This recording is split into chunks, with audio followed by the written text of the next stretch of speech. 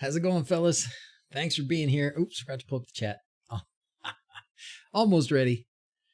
Couldn't wait. I couldn't wait. I really did think I would be on earlier today. Just happens. I think I got out of bed around 10:30. I set up or tried to fix or did fix a TV in the little gym with the treadmill. Then I got on the treadmill. Here it is, 2 PM. I'm just kind of getting going with my day. So, how you fellas doing? How's it going?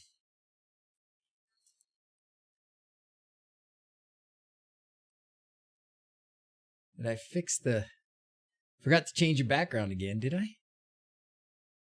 Which one?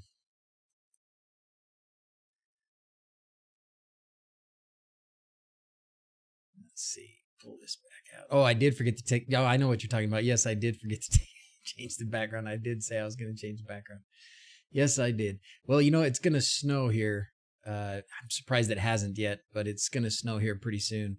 And that'll be my cue. Then I'll change from the fall theme background that we've had, which I like quite a bit, to something with some snow in it. It's like 34 in Canada. Did I tell you guys? I probably did. I changed my in my car, in my Leaf, my electric Leaf. I changed all the units to metric. So I go kilometers per hour now, and I've got Celsius in the temperature and stuff. So getting used to it. It's good. It's good. I feel like I'm going really fast because I'm going like 100 kilometers an hour. It's like 60, 50. I don't know. So, all right. Just finished yesterday's stream just to find out today is starting. Guess I'm not getting any yard work done today. I'm trying to protect you, man. I'm doing this for your back. I'm protecting your back. You got a Model 3, Steven? Lucky dog. You like it? I hear good things. I don't know if I could. I mean, a Model 3, I guess, isn't too expensive. But I love being cheap, man. I love not spending money. It's fantastic. So my little Leaf was like 10 grand, and I love it. But I'm glad. I'm jealous. I am jealous. Maybe someday I'll get there. I would love a Model S. TCO is low. What's TCO? What's that mean? Is that the model or something? What's the max distance between an MCU and LEDs, please? Well, Tom, let me show you what we did. It's very short. It's very short, like a foot or something, unless you do a sacrificial pixel or a Quinn LED board or some other kind of logic level shifter. The issue is the Node MCU puts out the data signal at 3 volts, and the LEDs are expecting 5 volts. It's okay. They can function at that, getting the 3 volt data signal, but if it drops any lower than that, then they can't function. So, and it doesn't take very long for 3 volts to drop to something lower, 2.9 or 2. I mean, I guess it's supposed to be 3.3, so maybe even 3.1 is not enough. But it doesn't take very long in a small wire for that signal to degrade enough that the LEDs don't know what to do with the information that they're getting on that wire. So the best thing to do is to use a sacrificial. I think the best thing to do is use a sacrificial pixel. That just means like take the first LED and cut it. Put the first LED right next to the Node MCU, and then you can run 3 wires from that first LED out to the rest of your LEDs, and that makes it so you can run it. We did it on a video on a live stream, and then I posted a video about it, and we went like 40 meters, guys. Right? We went a long way without having a problem. It's probably in the playlists. Probably in the LED playlists. Oh, there's LEDs right there. View the list. And it's this one right here, I believe. How many LEDs? 12 volt wire splitting. I think this is it. Pretty sure. Hi, we're live. Oh, hello. Hello, everyone.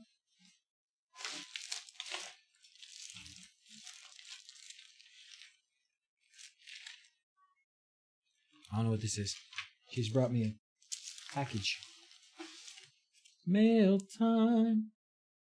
Keep away from children. What is this? elephant?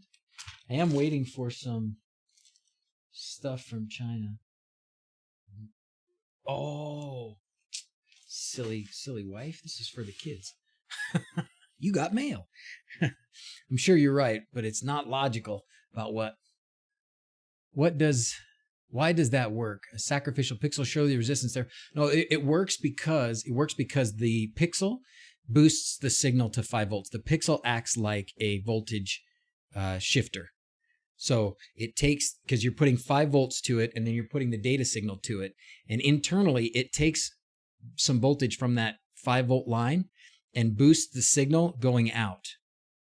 So it takes the signal coming in, and it's whatever 3 volts, but then it links with the voltage that's going on the 5 volt line, and so the data signal that leaves the pixel is 5 volts. That's why it works. It becomes a logic level shifter, and it shifts that voltage up to where the next pixel in line is getting 5 volts. That's why. That's why you can run these things forever. Once you hit that first pixel, you can run them. And you have to add voltage in, but you only have to add voltage into the voltage line. You don't have to add it in. You don't have to do anything with the data line, because the data line, the voltage stays strong, stays high, it stays at the level, that it needs, because, I have to watch this, because of that boost that it gets. That's why it works. It's kind of cool, actually. I think it's really neat how it works. Makes it great. Logic level shifter would be the same. Yep. And the Quinn LED boards, Quinn Dig Uno boards do that too.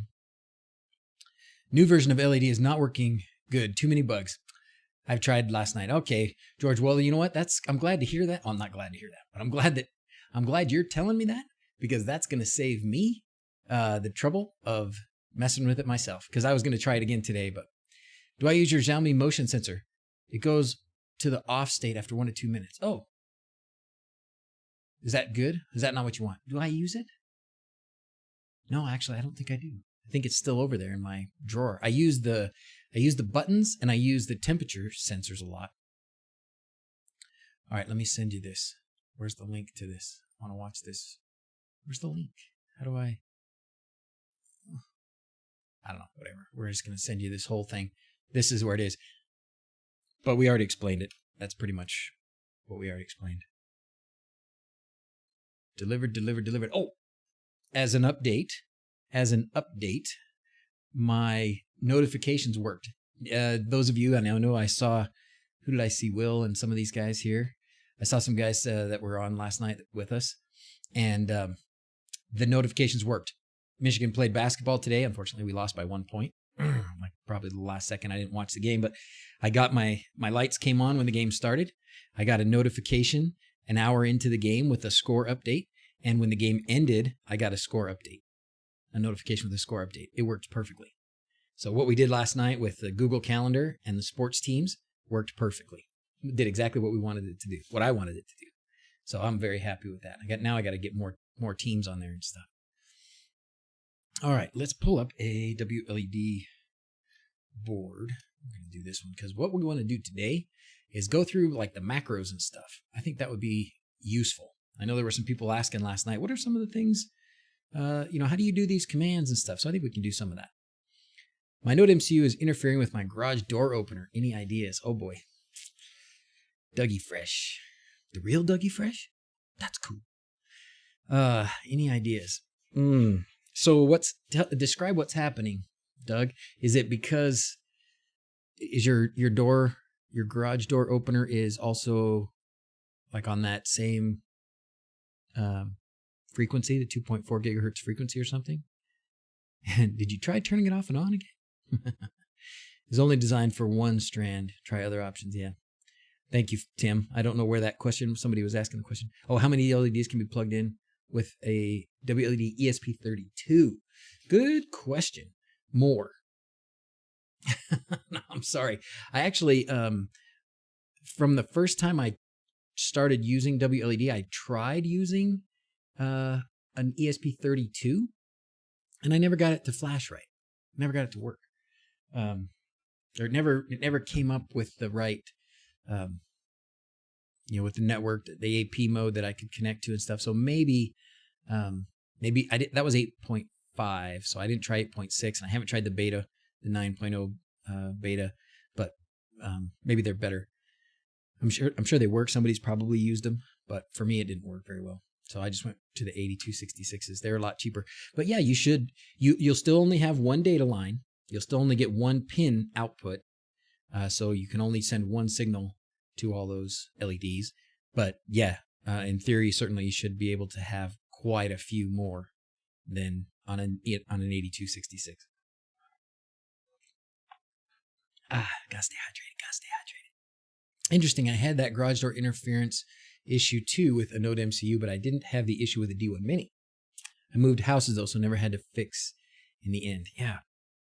That's a tough one, man. That is a tough one.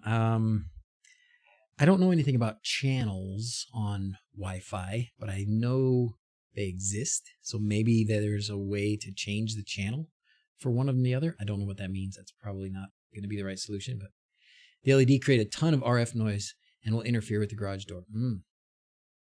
What size resistor should I use with a Wemos D1 Mini? What resistor? Where are you putting the resistor, Henry? How's it going, by the way? Jose's here. Yay. Somebody said, no, it's not on Wi-Fi. Doug says, no, it's not on Wi-Fi. Amari, how's it going? Suspect RF noise too.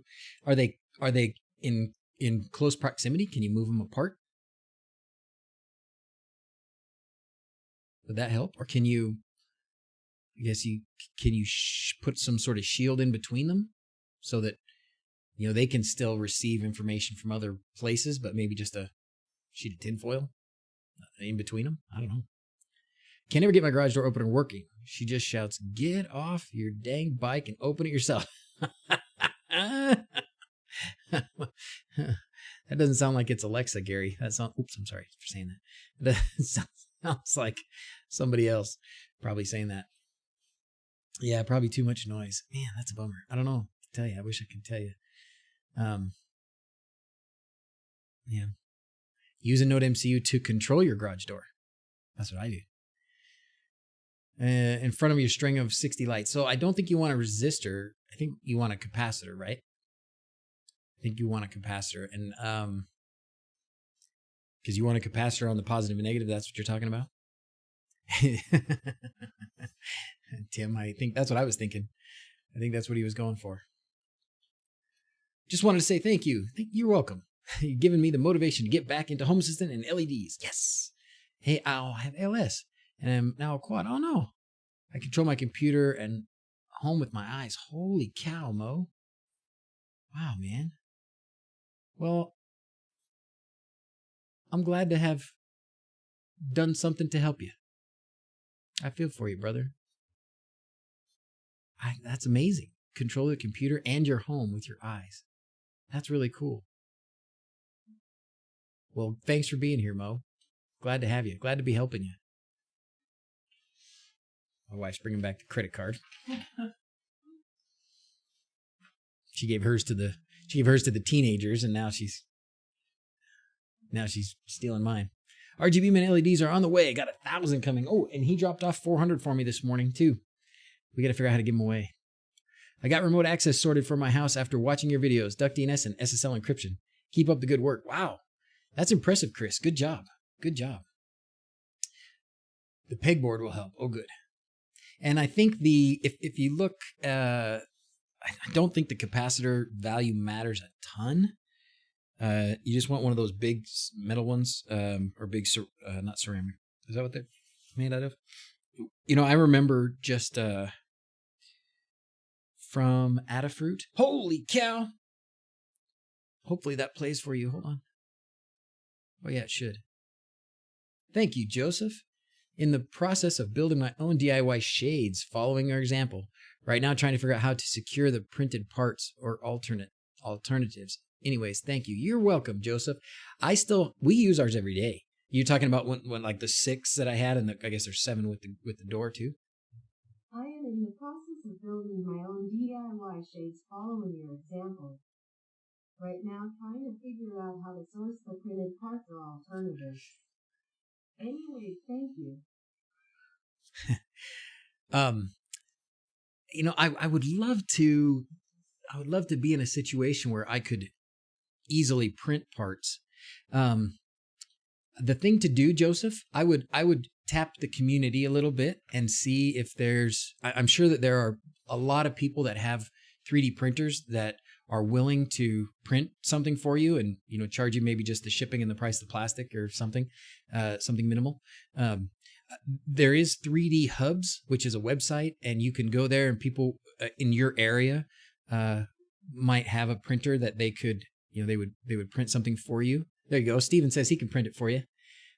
It's nice if it's somebody that lives near you, because then you can save on shipping. You just go to their house and pick it up. I've sold a few parts that way. Problem is, they just charge a lot.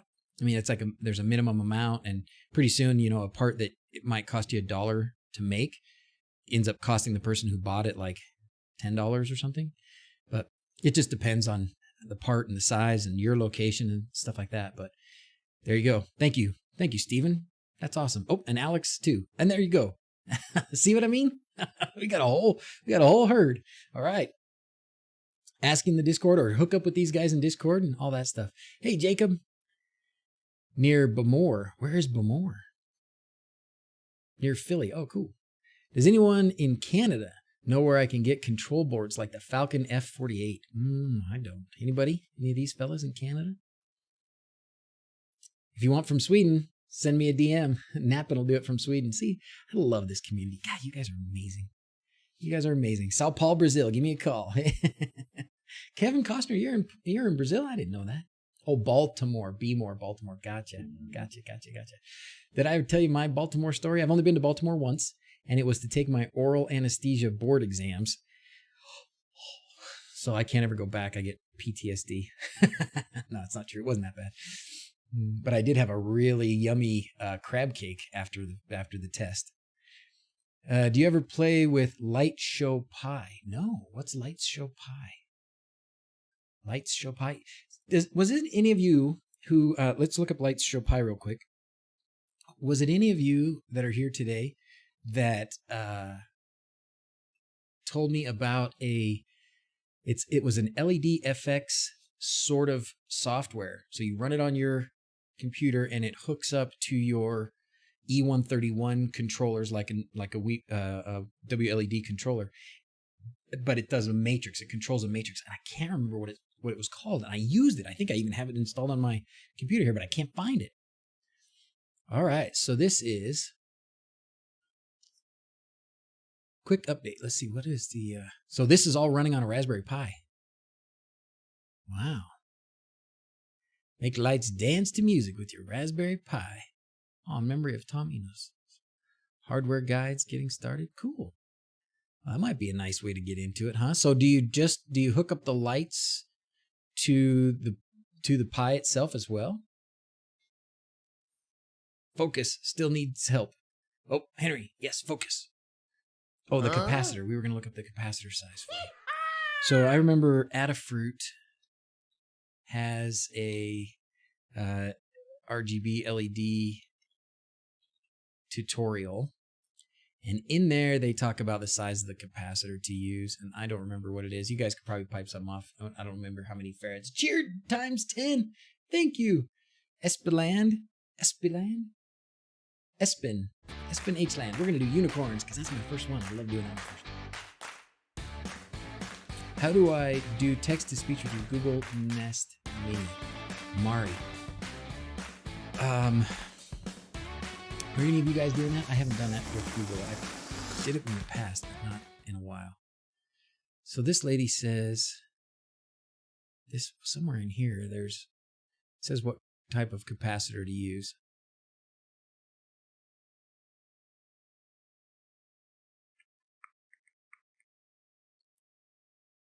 Yeah, 220 microfarad. Make sure the voltage is correct. Yeah, so there you go. Thank you, Creative. It doesn't have to be big. I kind of remember, I think I even have like 1,000 microfarad or something like that. I bought some based on something I found here, and I don't think the size matters tremendously. It's just something, some capacitor to be able to handle a spike in voltage when the power first gets turned on to the lights, so that the first LED doesn't get more than it expects. So it just kind of soaks up the voltage and then releases it. So there you go. 1,000 microfarad, 100 microfarad. There you go. Great. So just grab one. You can, the other place to look is just, you can look at what Quindor uses, because he uses them on his boards too.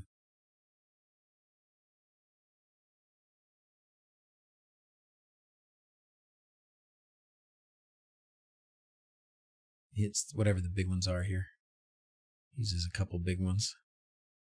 Large capacitors, 2 large capacitors. He uses 270 microfarad and 3300 microfarad.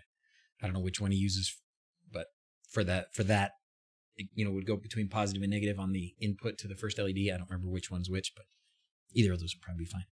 I want to sell what I do in art and LEDs. Awesome, Henry. That's great, man. From the UK, big fan of your Hass.io work. Thank you, Darren. Thanks for being here. All right, we were going to do, let's go to the wLED commands page. Is this interesting to you guys that are here today? Because somebody asked for it last night, but if they're not here, then I'm happy to do whatever somebody is really interested in.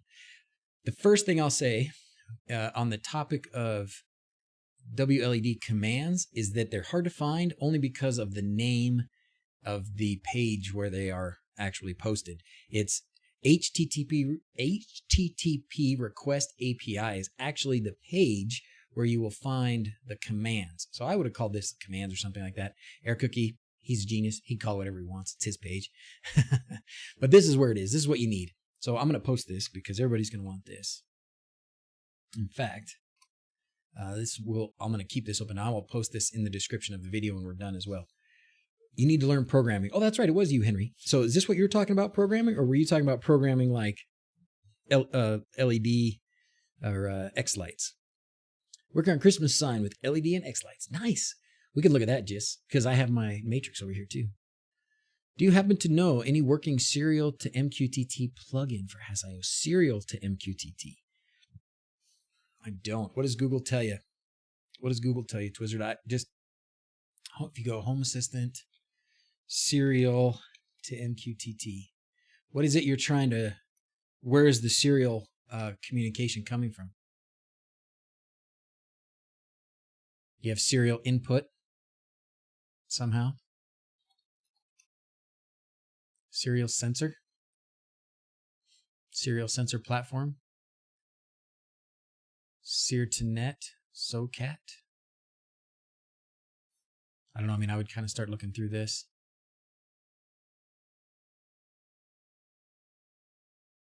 Programming your lights to music. Okay, so you're using X lights, Henry? We can do that.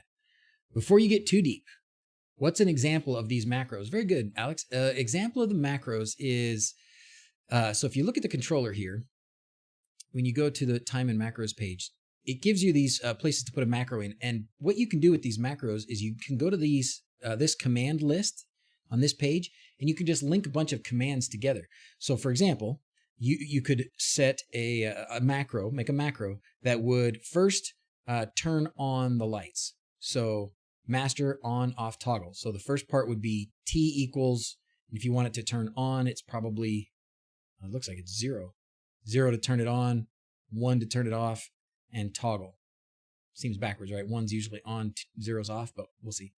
Anyway, so the first thing you would put is T equals, say 2, just to toggle it. T equals 2, that'll toggle it. And then you put the AND symbol.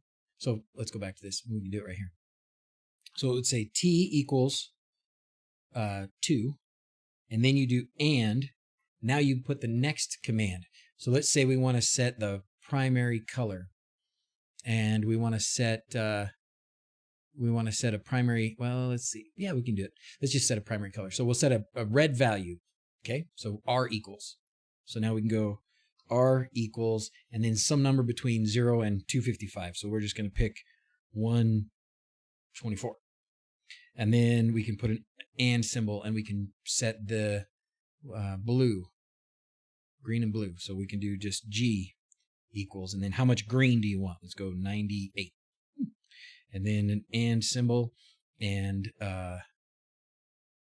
then B equals, and then whatever we want the B to be, we'll make it 250. All right. But then we can keep going. We can also say, so that'll set the primary color. we can set the secondary color as well by secondary color as a hexadecimal code. So we could do that too. If you looked up a hexadecimal code, it'd be something like hex color picker, and we can go just pick a color. I'm just doing all this maize and blue. So here's the hexadecimal code right here. I'm going to just copy that. There's no way you can see that, I'm pretty sure. T1 is turn on. That makes more sense, Woodcat, right? So we're going to change that to T1. I just was looking at it as the order that it was written. If it was written 0, 1, 2, and then it said on/off/toggle. So I thought, well, in that order, on lines up with 0, but you're right. That wouldn't seem to make sense. Awesome. And other lovely live stream. Oh, the cheer is still there. That's awesome. Had to add the new wLED 0.9 by the IP address. It didn't discover automatically in the app. Oh, okay. Well, that's good advice. Maybe I'll try it that way. I couldn't even get the AP mode to pop up. But anyways, I digress. I digress. Do I digress? I don't know. But I definitely get. Okay. So let's do the color picker. So now we're going to set our secondary color by just putting in C2.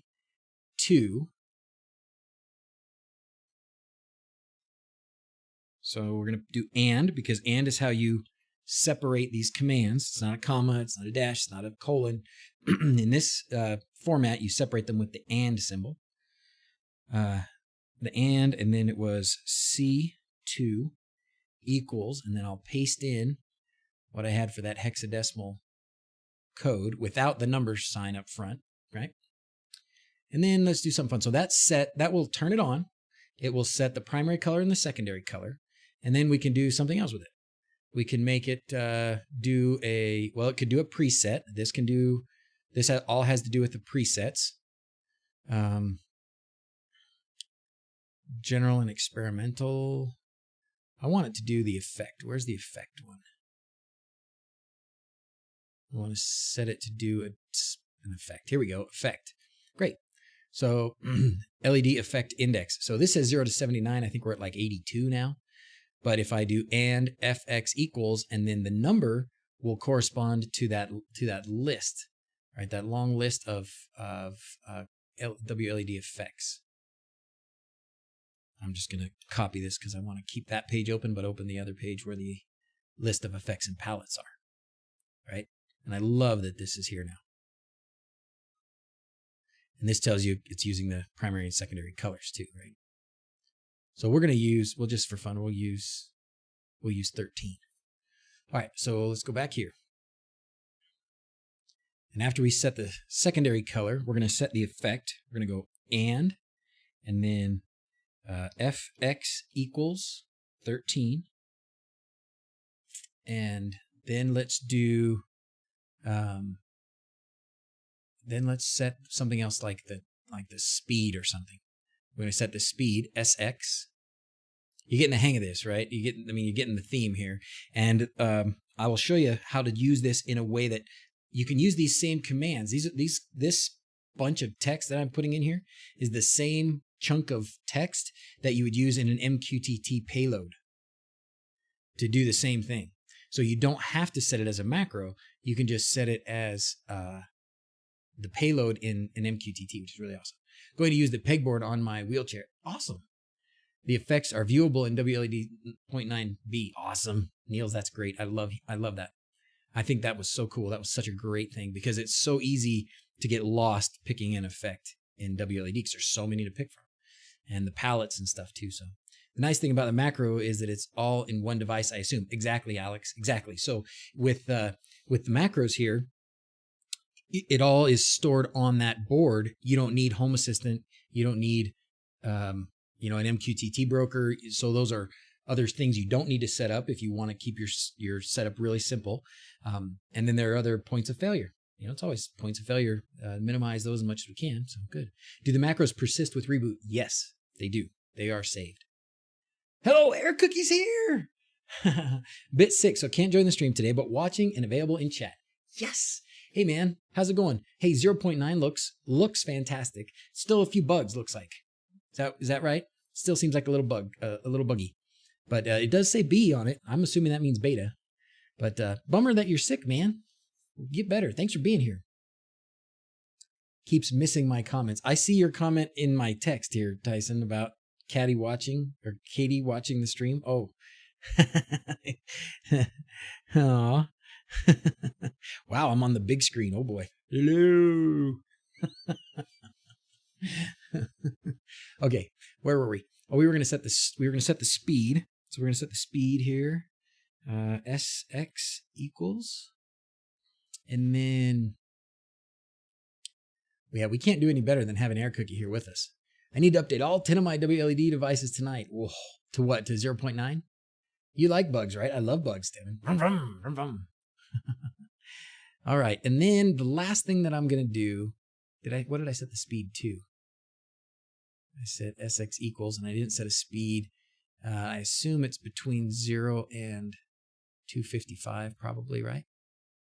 Yeah, 0 and 255. So let's set the speed to really fast. So we'll set it to like 220. And then the last thing I want to do, I like to end always with a timer.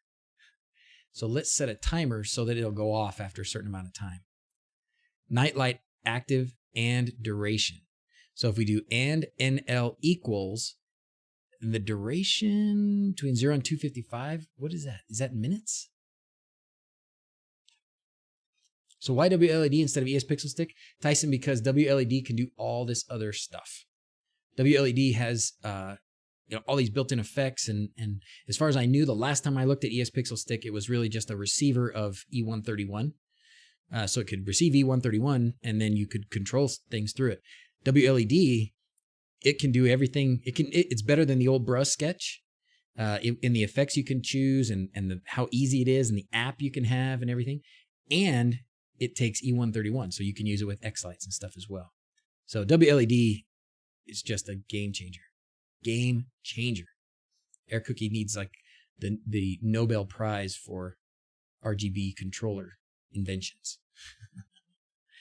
All good so far? Okay, good, Nicholas. That's what I was going to try first. I was going to try, instead of just flashing it onto a new one, I was going to try to update an old one and see if that worked. Why the timer only goes to 65,000? Good question. I don't know. Does the timer only go to 65,000? Let's do this active nightlight duration. And we'll just set it to something like, I don't know, we'll set it to 30. And so we'll set NL equal 30, and that's it. So we've got this big long macro here, and I'm actually also going to copy it because we're going to do the same. We'll send it as an MQTT topic as well. Now here's another thing you can do, and I did put this in that video as well. Once you do a big fancy, so if you do a big fancy macro like this, you can down here say, oh, I want macro number 1 to turn on every Tuesday, Thursday, and Saturday at whatever time of day you think it'll be dark enough. At 8 o'clock. So now Tuesday, Thursday, and Saturday, this macro will run at 8 o'clock every night. Why not? Can I do every other node a different color, and will it switch over to E131 control when the sequence starts? So if it's, I don't know about every other node, there's probably a way. There's the amount of customization that you can do with the effects is crazy. But as far as the E131, that's a good point. I'm going to save that. That's a good point because what I noticed when I did my E131 in my X-Lights show for the first time last week, or this, I guess Sunday, Monday, was that whoever was controlling the lights last kind of maintains control. And then you can, so if you in order for X-Lights to take over, it had the lights first have to be turned on from wLED. At least for me, maybe Air Cookie or somebody can explain if I was doing something wrong or if I just missed it or it wasn't working for me. But if my lights were not turned on and I ran a show through X-Lights, through E131, it didn't output to the lights. first I had to go into wLED and turn the lights on. Then when I hit output to lights, then the E131 communication became the dominant control, and it turned on and played the lights from X lights. And when I turned off the output to lights, it turned off. If in X lights I left the output to lights button turned on, then wLED interface, this interface, wouldn't control the lights anymore. So, because I forgot to turn it off. And then when I went to try and run my normal stuff with wLED, it wouldn't turn on. And so I had to go into X lights and turn off the output to lights. Does that make sense? wLED controls the light amount. X lights won't turn them on. There you go.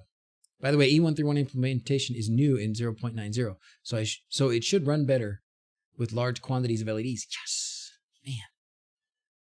I need to drop you another tip, Air Cookie.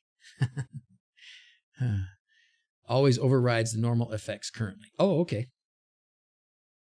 Yeah, so if wLED has already turned the lights on, and then you say output to lights on X lights, that's what will be the dominant thing.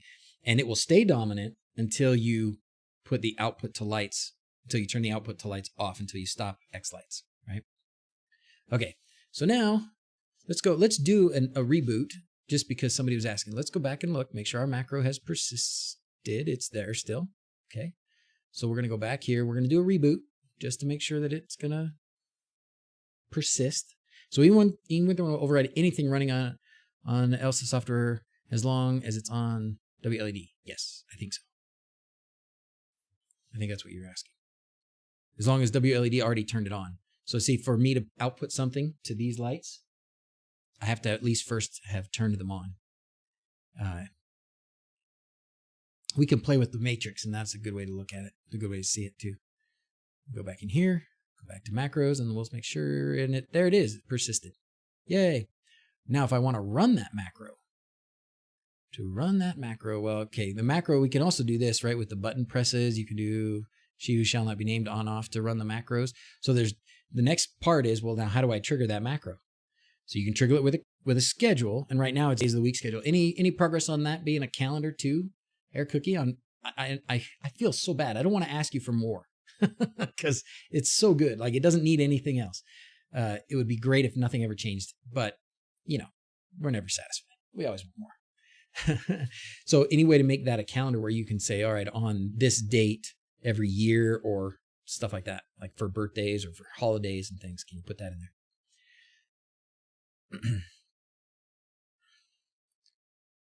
What software is that device you're connecting to running? This device here, this what you're looking at, this is wLED.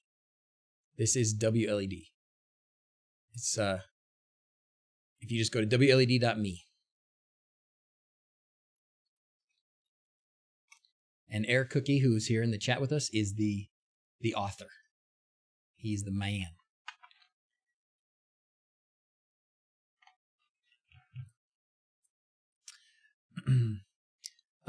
Now you can trigger. So I said you can trigger the macros through the calendar here, through the schedule. You can trigger it through a button. And if you connect on your Node MCU, I talked about this in another one. If you connect on your Node MCU a button to GPIO 0, or in this case, for these Node MCUs, a lot of times it's already on this flash button. So if you hit the flash button that's already here, that's GPIO 0. So it'll do a short press, a double press, or a long press, and you can set different macros to go off depending on what you press, which button you press, or how you press it. You can set a countdown. You can do she who shall not be named. You can set it so that it fires off a macro at boot. And then you can also do it through things like MQTT. So let's go back here for a second. And if we want to fire off a macro, right here, apply macro, M equals whatever. Let's go to Home Assistant, because that's where my MQTT stuff is. And we're going to go to the developer tools, and we're going to go to MQTT, and we're going to publish. If I go back to my controller here, I can go to sync, and I can see what topic this controller is going to listen to. This controller is going to listen to the topic named wLED/office. So we're going to copy that. Oh, that means I already had my macro copied in my clipboard, but now it's gone. Oh well.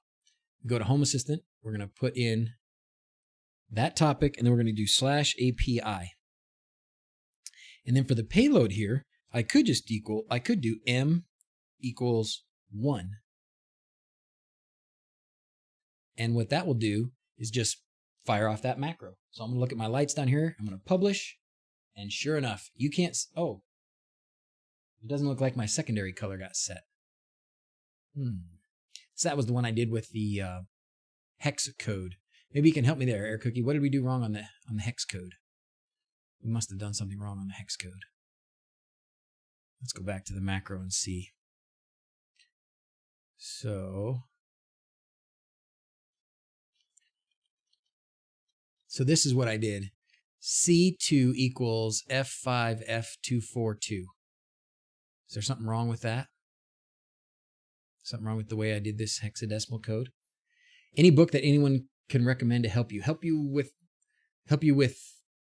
the lights stuff?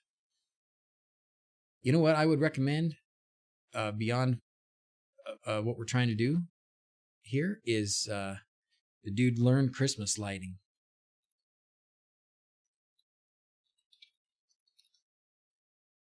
I think he's only been putting out videos for a little while, but this guy knows his stuff. Can't get the hex code to work properly either.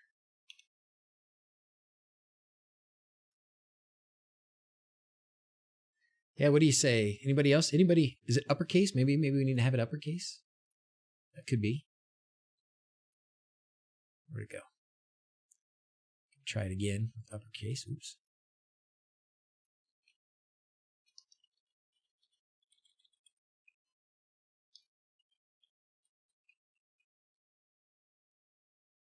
Okay, save that. And then let's go back here again and publish this again. No. Oh, wait.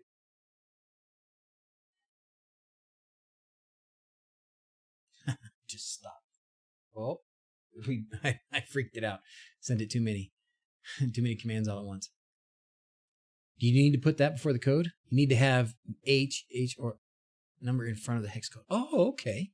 So you do need to have that in there. Oh, okay. I thought we didn't need that, or we shouldn't put that there. So let's go back. So does it matter if it's capitalized?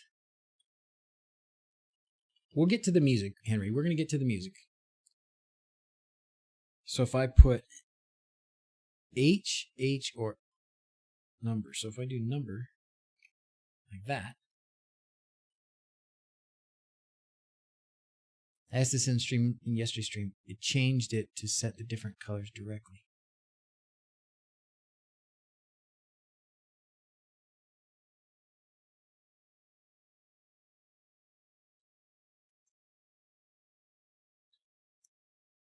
Capitalization shouldn't matter. Okay.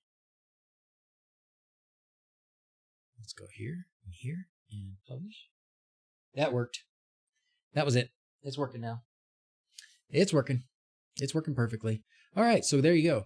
Well, when you do the hexadecimal code color, just make sure you start with put the number symbol in there. That's what I would like. Oh, Canis Pater is also good. That's true too. Canis Pater is also good too. All right. Now you could also do it like this. This whole thing could also be the topic or the payload. This whole thing could be the payload. If you didn't want it to be, for some reason you didn't want to use it as a macro or something, you could do it like this. How about Air Cookie? Any progress on saving presets? Like, you do a preset, you make it all up, and you set it as a preset. Any way to export that yet? So let's change a couple of these so that this looks different. We're going to change this one to 0. We probably don't need to make it. Oh yeah, we probably do. And then We'll make that one 12, and we'll make it so that it's mostly blue. I guess we can leave that as that. It's already mostly blue, so let's actually change that. We'll make it more of something else. More green and more red. Okay, so we'll change that color, and then if we go back to, do I still have my hexadecimal page up? I don't. So let's just make we'll leave the hexadecimal number. This will just change till it's a different color. So now it'll just be a different color when it comes out. Publish it. Sure enough, looks like red now. So there you go. So this is a way that you can, if you wanted to automate things or use those macros, use those commands, all the controls that you get through, I think all the controls that you get, the controls that you get through the user interface when you're here and you're looking at, this wheel, and you're looking at these presets, and you're looking at effect duration, and you're looking at all these different effects and speeds and palettes and all that. It's all available for you to send commands through a string of text like this, through MQTT, or in as a macro in Xlights or in wLED. So pretty cool. Second, yeah, I just did it for fun. I just did one in RGB and the other one in hex. So just to show that you could do it different ways. Yeah, sorry, Jeff. That was what this part is. I just did it just to show that there was different ways to do it. So the C2, that sets the secondary color. And then I just did RGB for the primary color. There's two different ways of getting the color. For some reason, it does not discover my Node MCU on my phone running Home Assistant. I was thinking maybe I should go and look for directions off the Raspberry Pi. See if I can get it to work. Ooh, I'm not sure what Cole's trying to do. You guys helping him out a little? All right, let's go back into Xlights. Is that any more questions about wLED macro stuff and all these commands? I think the most important thing to know is where to find commands. Here, because they're, like I said, the name over here is not what everybody would probably look for, but it's right there. It says everything you need. And then how you format them. And this is how you format it when you want to send it as MQTT or as a macro. And then you can do it as, if you had a way to post HTTP or something, you could do that. This is how Frank did the integrations, just using those same kinds of REST API commands. So if I enter FF3, it shows, oh gosh, what is that? What is Kenneth? Kenneth, what are you doing? Let's see.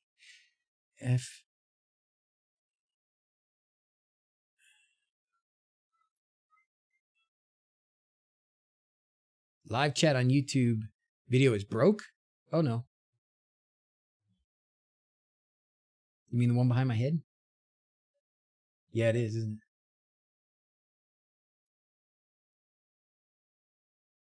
it? It's broke.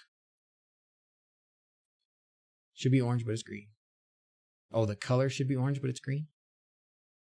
Oh, okay. Try this, Kenneth. I think I know where your problem is. If you've got orange if you're seeing something that's orange and it should be green, I would bet that here in your LEDs color order, you probably got it wrong based on which LEDs you have. So experiment with that. So if you had, it's orange and it should be green. I don't know. I'm not sure which one you might have mixed up, but I would try changing that and see if that gives you the right color. This is before conversion. Yeah, it's not updating behind my head. Let me see how I can fix that. I don't know if there's a good way to fix that or not.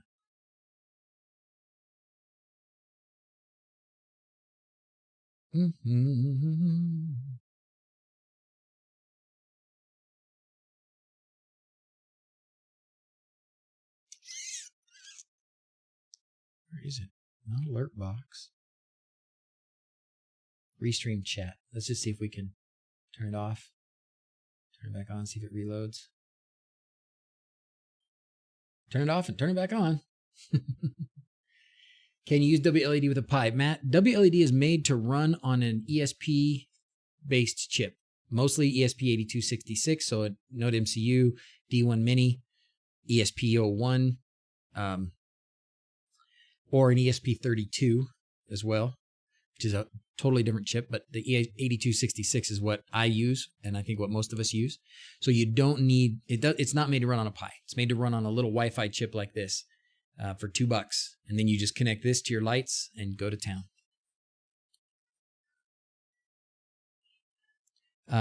You can then, what else could you do with the Pi? That's where you could run Home Assistant. All right. It doesn't look like that chat is connected. I wonder why. Will it run on Arduino Uno? I don't think so. But Air Cookie's here to tell us. Run mine on a Sonoff Basic. That's right. Creative. Hey, bud. I am. How's it going? Good. Me and Tyler can make an escape room. Okay. Have some fun. Falcon player. Yeah, that's what I was going to do at some point. Cook it. All right, let's do some X-Lights. Let's help out poor Henry. Let's help out poor Henry. Let's go to X-Lights. X-Lights is awesome.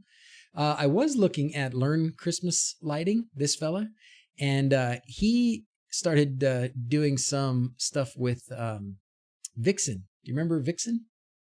Pi for the Falcon Player 2? Yeah, I need to do it again. Sorry, sorry, Arduino Uno has way too little memory. Only runs on ESP right now. And to be honest, that's, to me, so much of what we use is on that. I'm going to skip this one. All right. So Henry. We want to program your lights to music, my friend. What do you have? Tell me what you have. Do you have already some lights connected to what? Do you have wLED like this, like we're talking about? Or do you have something else? Just did a search and found this awesomeness. Thank you. Oh, cool. Really? Just getting into Christmas lights. Finding out all mine from last year are dead. No. Where do I start? Strings versus strips. Moving houses in 2 years. Oh, family time. Family time. Man. Well, most of the guys that do a lot of them do strings. They seem to do strings more than strips.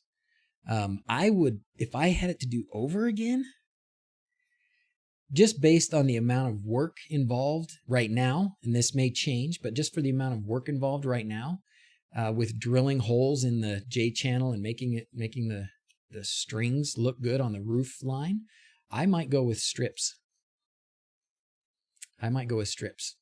Because they just, when you get the aluminum channel, it hides so well, you can't hardly see it. And the lights are a little closer together, so you're going to need more power. You're going to need more power injection, but you can just tuck everything in those aluminum channels. It works pretty well. It's really just what you prefer when you're looking at them. wLED and CU LED strip with a power bank. Yes, you could, Ruperto. You could. You'll have to do a calculation and see how long your power bank will last. You're going to need. We've figured out the current per LED, and I can't think about it exactly what it is right now. But yes, you totally can. It's just 5-volt power. It's just how long is it going to last? And that's all about how big your power bank is. So,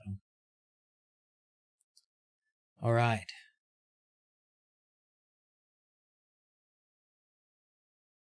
Cool. All right. Thank you guys for helping Cole's dad too.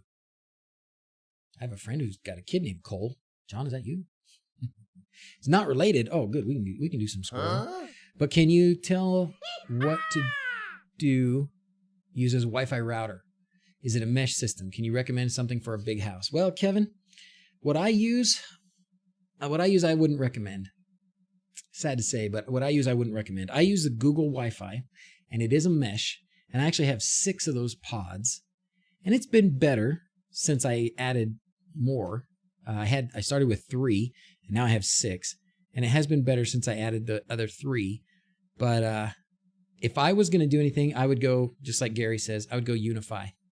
Everybody that uses the Unify stuff loves it, and I got my Google Wi-Fi stuff to replace my old Netgear Nighthawk, which was working okay. It wasn't bad. But for the price that I spent on the Google Wi-Fi, I could have just got Unify or pretty close to it. Unify's not cheap, but it's for what it is, it's a great price. And yeah, everybody who has it loves it. So that's what I would go with. Don't do mesh. Ray says don't do mesh. Unify does a lot of mesh though, doesn't it? I think. I don't know. I don't have it. Mine's a mesh. It's okay. It's not perfect. All right, let's get into this. Let's sequence a song, shall we? Let's sequence another song. So we went through this the other day, and I made a video about it, and maybe I could get it finished tonight. But I have all my wLED controllers here. I hear this. Did you already try the new beta, by the way? I tried it last night.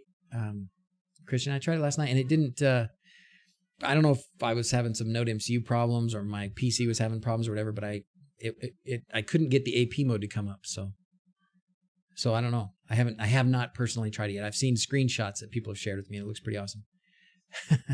Yours is a mess. That's something different. Unify rocks in Steven's big house.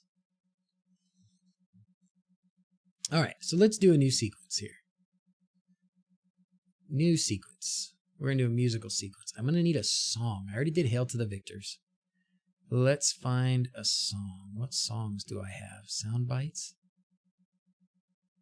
Star Wars Corpse, Lord of the Rings sounds. We need a song. What song should we do? I guess we could do Hail to the Victors again. Cole's dad, $5. Woo, thanks, Cole. Thanks, Cole's dad. Appreciate it. Hope you're getting the help that you need. These guys are good. Guys are real good. Mark, just Googled, I don't know what that means. Google Calendar, and then I was able to add it. Oh, good. Oh, is that your team or something? Feyenoord, is that your team? That's awesome. Recording this stream so I can go back to it when I need it. And it'll be, Henry, it's saved on YouTube. It'll be saved on YouTube. Thank you a bunch, Cole's dad. I appreciate it, my friend. Thank you very much. Yeah, it's saved on YouTube. You don't have to record it any other way. It'll be there. It'll be there for you. And when I put this video out, and I'll try and get it out tonight, I think you'll find that it'll be helpful to you. The salt in the water softener's low. It's 3 o'clock. All right. Off to make some LED stars. All right, Dave, have a good time. What adapter should I use for power bank? Someone tell me. So what you'll have to do, so the power bank output is going to be a USB port. And so what you're going to have to do is take a USB cable and cut it. That's what I would do. Cut it and then either put one of these kind of ends on it. Let's see. Like this. Usually your LEDs will come with extra. So put one of these on. You'll have to have the power here. Okay. And then this will be the data. So this will go to your controller. And then you'll have 2 more wires that'll come from the LEDs that I would put to power to your controller. So you'll have to, that's what I would do. I would cut a USB cable and just tie those wires to that connector like that. Have any of you seen the hanger snowflakes? No, I haven't seen hanger snowflakes. Post us a picture. Tyson, come on. Can you use streaming in X-Lights for music? I don't think so, Jim. I don't think so because it doesn't react to the music. You program it to do what you want it to do. So let's go back to this. So we're going to open this song. And you know what? I'm going to go back to my layout. I'm going to make another group. And I'm going to group a few things differently here. What should we group differently? How do you divide these up into segments? You guys done that? Pretty sure you can. String properties? No. Maybe what we'd have to do is in the layout we click one of these.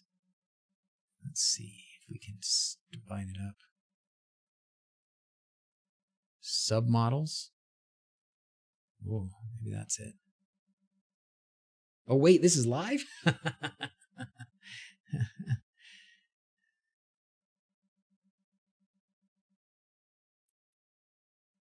make those polylines and name them left root line, right.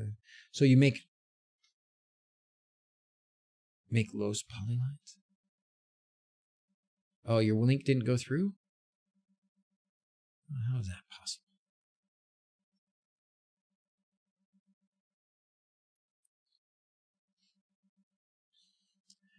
Yeah, can you break these up?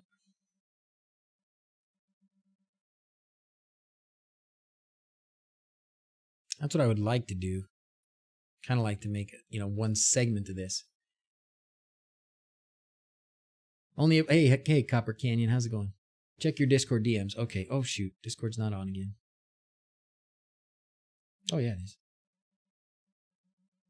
Oh no, what are you doing here? Oh, is that a song? Oh, okay. Thanks. We can use that. We'll put it here. YouTube safe non-copyright tune for you. Awesome, thank you. You know what? I had to look up. "Hail to the Victors," the Michigan fight song, and see if it was copyrighted, and it's no longer copyrighted. Oh, that looks cool. Coat hanger snowflakes. Oh, nice. That's really cool. This is the coat hanger snowflake. So it's just a bunch of coat hangers all glued together, huh? And then you string LEDs on them too, I assume. They look really cool. And I'm sure they're cheap as heck. Awesome.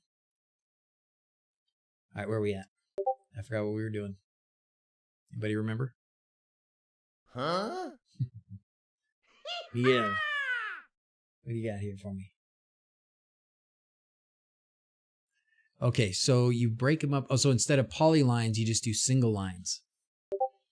Zip ties from the Dollar Tree. Nice. Think of giving up on X-Lights? Not sure it's a great application, but dang, it's tough. I'll stick with static LEDs for Christmas for now. Yeah, I can't blame you, Nick. It's not easy. It's not easy. And for me, I'm doing it because it's kind of fun, and I'm doing it, to learn and to share. But I think if you don't have much of a display, like I don't really have that much, right? I've got my roof line, and that's about it. When I made my show, I made a show.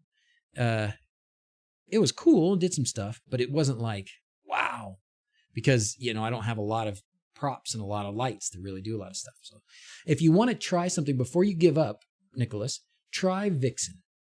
Try Vixen. And this dude, this Learn Christmas Lighting guy, has got a couple new videos about how to do Vixen. And I did Vixen last year, and I actually felt like Vixen's user interface was a bit more user-friendly. Vixen seemed to me to be a little more user-friendly. So give it a try. I don't think it's as robust, and I don't think as many people, well, I know it's not as many people use it, but I felt like when I first tried to get it set up, it worked better. What struggles are you having, Nicholas? Let's try and tackle that too. What struggles are you having? I was adding a song I got. Thank you, Nap, and that's true. Oh, man. How long have we been doing this? An hour. That's not long. All right, I'm going back to X-Lights. Let's do a new sequence. We're going to discard changes to that one. We're going to do a musical sequence. Now we're going to do Beat Your Competition. 20 frames per second. Quick start. All right. Oh, this is nice because it's got all these beats. Boom, boom, boom, boom, boom, boom. And it's not super long. Great. almost 3 minutes. Okay, good. All right. So what I've got here, these are all of my display things. I'm actually not going to use the matrix probably for this, but these are all my roofline parts. And then I've got a group here where I've got them all in one group. And I want to go back here, and actually was going to make another group, add a group. And I was just going to make something like the peaks, or I guess I could make. So Miguel, when you do that, when you do yours, I guess I have to have it. I have to break it up. I can't do it one at a time, right? Yes, X-Lights is a free download. You bet. Don't give up. Got my LED candy canes working with X-Lights. Tried to go too big, too fast. If I can do it, you can do it. That's what I like to hear, Mando. That's what I like to hear. That's right. Too old. No, you're not.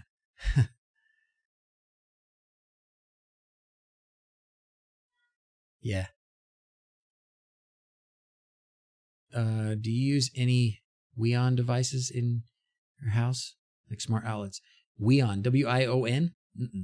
Hadn't heard of those. Howdy boy. Had not heard of those.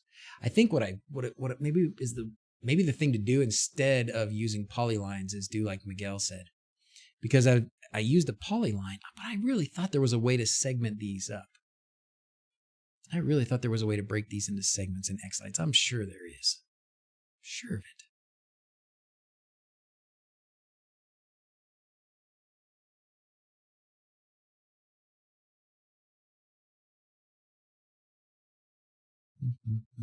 Submodels. Okay. There you go. Submodels. So then do I redraw them? Y'all caught me napping. Hey, Will. So then do I just draw? I draw a new model. Like, for example, if I just want to have just the peaks, I'll draw a new, let's see, wait, back it up. Back it up. Let's do another polyline, and let's do, I want on top of this one, like this. And then if I pick the entry, and then I go down here and do submodel. Let me see what you guys are saying. But if you break it up into single lines or model groups for different groups, so like all straight lines in one group. Yeah, I think, Miguel, I think you're right. I think I would like to have done it in single lines initially. You can add automatic timing in X-Lights. Yes, for the beats and stuff, napping. Yeah, we can use that. Then you get automatic timing markers. Select the nodes in the submodel window.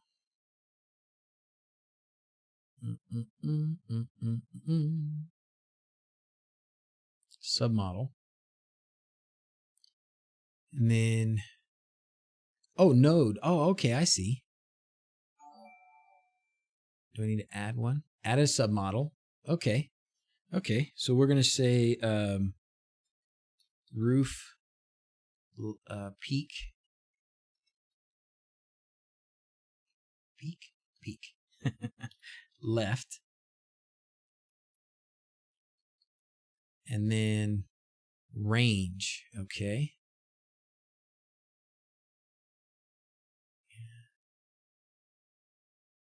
Oh, and then I have to put the node numbers in here.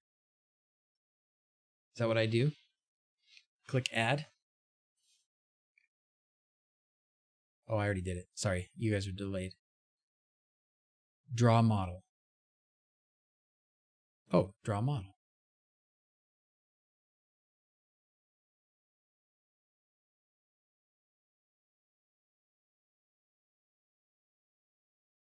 From model. No. This tells me the 150. I'm confused. I am confused. Do I have a database to save your temperatures and other sensors? I just use whatever Home Assistant does by default, the Home Assistant database, but most people who are going to do that use InfluxDB. Click and drag. And I don't know where, but if I do OK, then it'll show me.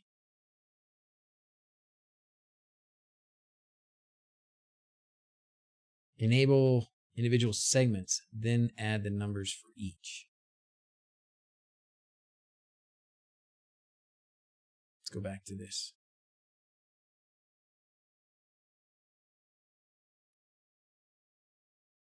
I missed that. Click OK. Now under entry, is there a submodel? Or is it down here? No.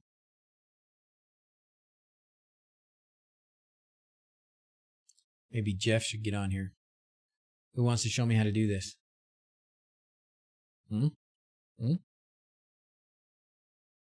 Did I miss automations editor and scene editor or another day? Yeah, we'll do another day. We just had a lot of requests for wLED, so we'll do automations editor and scene editor another day. We'll do it tomorrow maybe. I was playing with it last night. You did this yesterday. You just learned it. Scott, you're willing to come on? You ready to show me how to do this? Used Influx, but within 2 days, my eMMC card was full, so I stopped saving data. Any tips? I think you can save it. You can save it to an external location, I believe. So I'd probably try that. What I've done is in my, I hope Henry's here. He is here. He is here. But I think he's probably got, I think he's recording. He's watching. Henry's here. He's watching.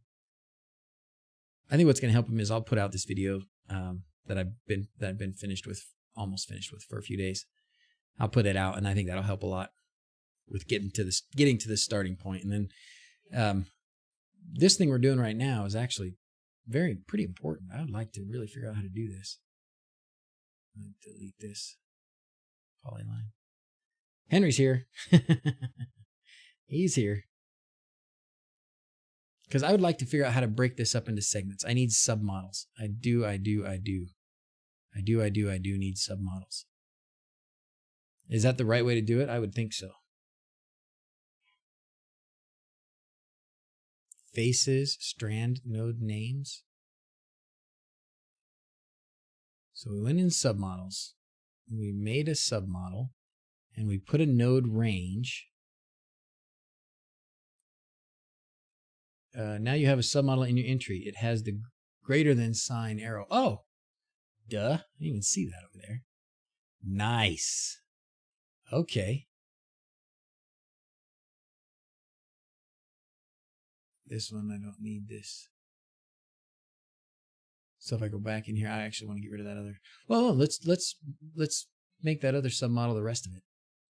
Okay, so we're going to go entry, and then down here, we go to submodels. Open this up. This one then is going to be the porch horizontal. And then the range, draw model. I think that last one went from like 75, right?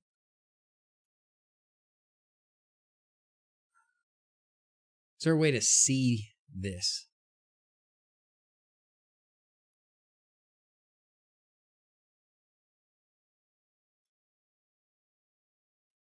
Okay, so now in entry, I've got two submodels. Oop, that one didn't work. Did I not save it? Whoops.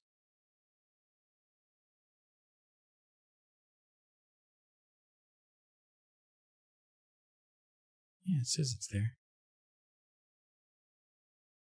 Oh, it does. It shows me right here. I didn't see that. Okay. So this tells me that's the porch. Good. And that's that part over there. Okay, great. Wow, I actually guessed pretty close. Look at that. The transition point. Can you see that transition point? It's right there. It's almost exactly where I want it to be. All right. I don't know why it doesn't show up here. Maybe this just needs to be refreshed or something. Shows you only have one channel in the submodule. Oh, Scott, if you don't have Discord, you should get Discord. Discord is amazing.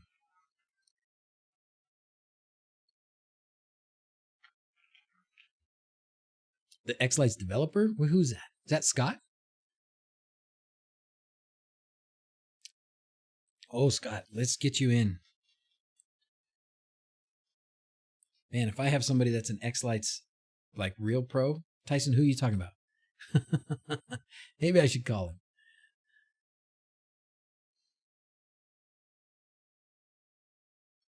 Only have one channel in the submodule. Yeah, what's up with that? Why did that happen?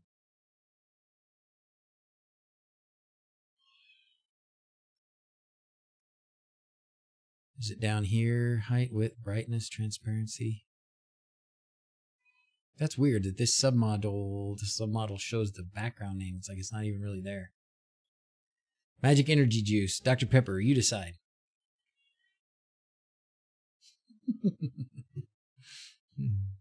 Scott. Okay, Scott, let's get you in. What's your means of communication, my friend? If you don't do Discord, that's okay. We'll do something else.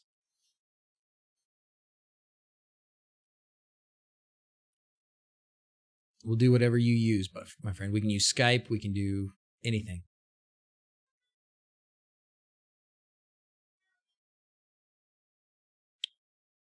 Did I not do add? No, see, that'll add a new one. Delete. Sure looks like it's there to me. Oh, no. See, it's still not there. That's weird. But it's also not named. That is weird, man. Hangouts, Messenger. Yeah, we can do either of those. We can do any of that, Scott. Whatever you've got, buddy. We want Scott. We want Scott. We want Scott. Let's go back into this entry and we'll try deleting it and we'll start it on again. Oh, I see what you're doing. Yeah, my segments thing is different. Oops. Oh. No, this is about the same as segments, right? I just don't understand why here it shows up, but there it's not. It's not there.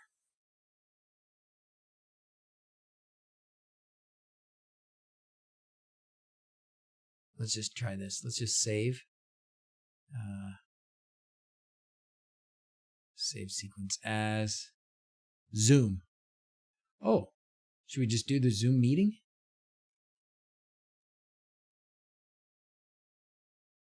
I have Zoom. Let's try it. All right, let's get Scott in here.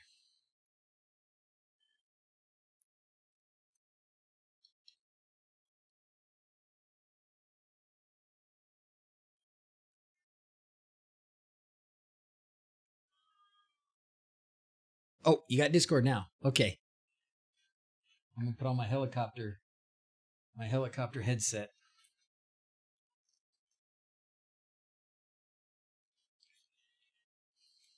Let's find him.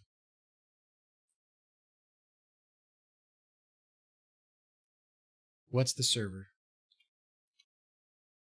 It'll pop up right there, Scott, and you can join. Thank you so much for being here. You're gonna have to spend the first couple minutes just telling us about your journey with X-Lights here. Now there's a bunch of us.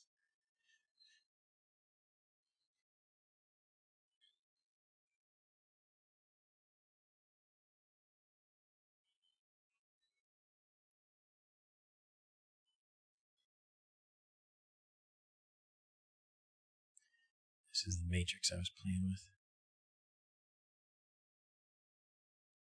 No, he's not on yet. He's not on yet, Rucker. We're getting him here. We're getting him. He's joining.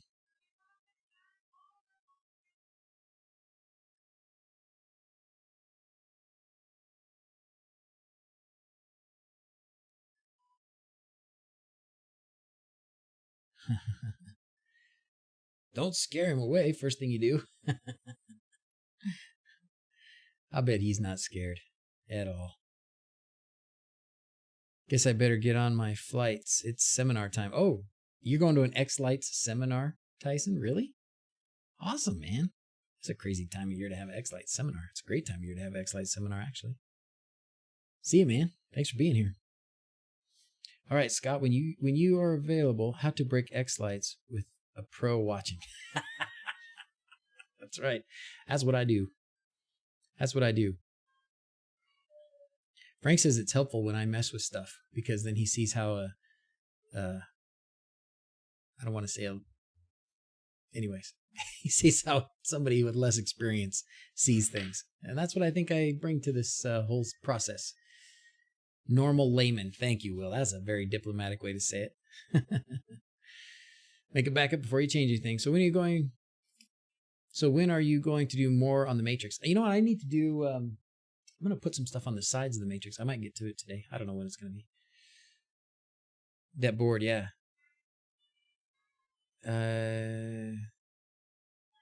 So he sees not to get stuff to work. Because of the doc, everyone tries new things. Very good for us normal people. That's what I'm shooting for. The incompetent fool? Well, that was the other way to say it, Gary. Yeah, thanks. Hey, buddy. All right, where's Scott? Where's Scott? What's your tag in Discord there, Scott? Trying new things is how I learn. Make mistakes, tinker, and figure it out. That's right, Jeff. That's what we all do. Or that's what we all here do. I'm not sure that that's all that common in other places. All right, I wonder why this is doing this. I think I need to refresh. Let's just save this. I started down that path. Save sequence as whatever. Oh, look at this. I already have some old sequences in here. Regarding the board, where did you get the glass things to put on top? Oh, Kenneth, that was just a glass beads from Amazon. I just was Amazon glass beads, just like this.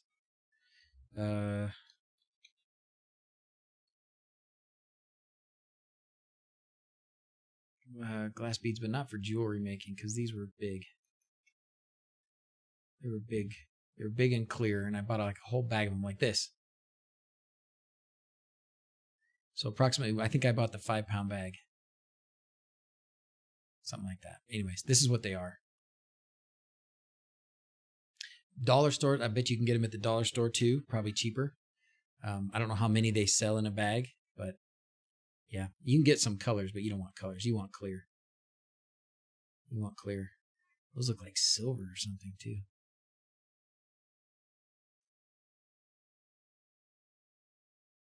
Low rate. Bad image.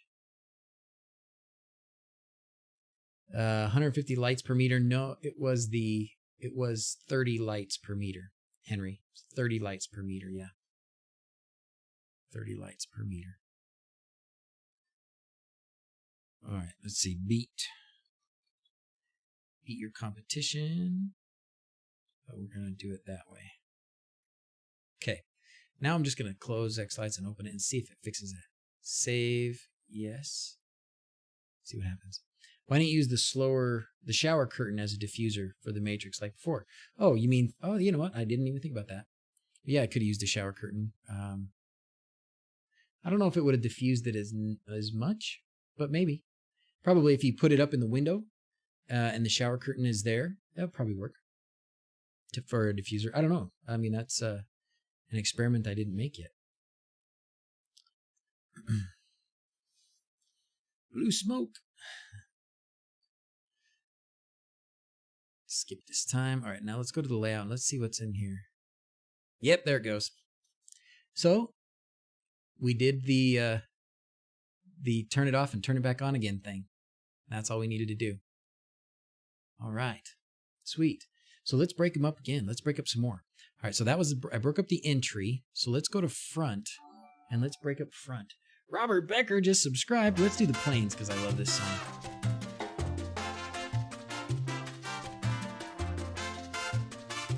Those were the same ones, Kenneth. Those were the same beads I used for the Dreamlight. Mm-hmm. That's right.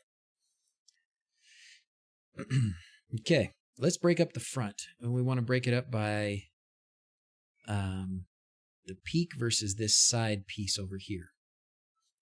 So let's go down here to submodels. Click this, add a submodel. We're going to call it, I guess it's the right peak. All right, and then we're going to go to draw model. Can I select it from here? I can't. That's too bad. Would have liked to have selected it from here. Michael, subscribing too. Let's do the surprise. Scott is in Discord. You should call him. Where is he? He's not sure what to do. Okay. He's here somewhere. What, Scott, what's your... Let's see. You must be in the general chat. Let's find you. Let's see. What's your name there, Scott?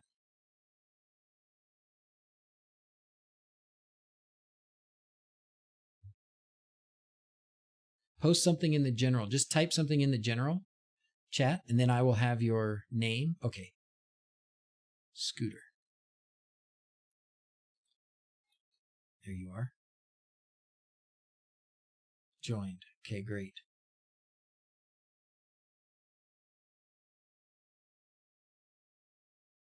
It's not letting me pick you. Yeah, just post something in the general chat, just anything.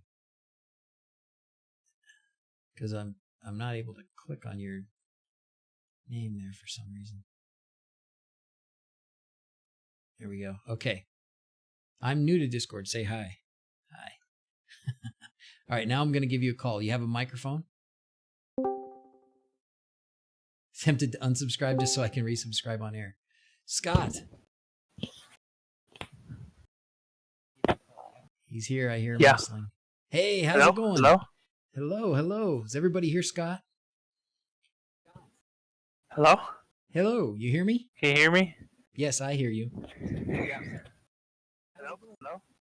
Yes. Hello? Yes. You don't hear me, huh? Scott doesn't Hello? seem to hear me. Sorry, I gotta mute the stream, I think. Oh, maybe. Hello? Yes, I hear you. You hear him fine. He doesn't hear me, it sounds like. Scott? I don't think I can hear you. Just a second. Okay. Check, let's see, in the Discord settings. Here, Scott. This is the stream. Hello? On the stream. Scott, go down here to user settings. And then under voice and video, select your output device. And it's probably going to something that it's not going to the speakers that you're listening on or to your headset that you're wearing or something.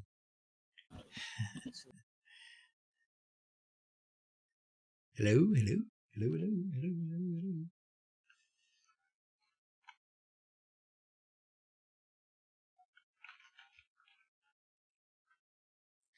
Almost. What do you think?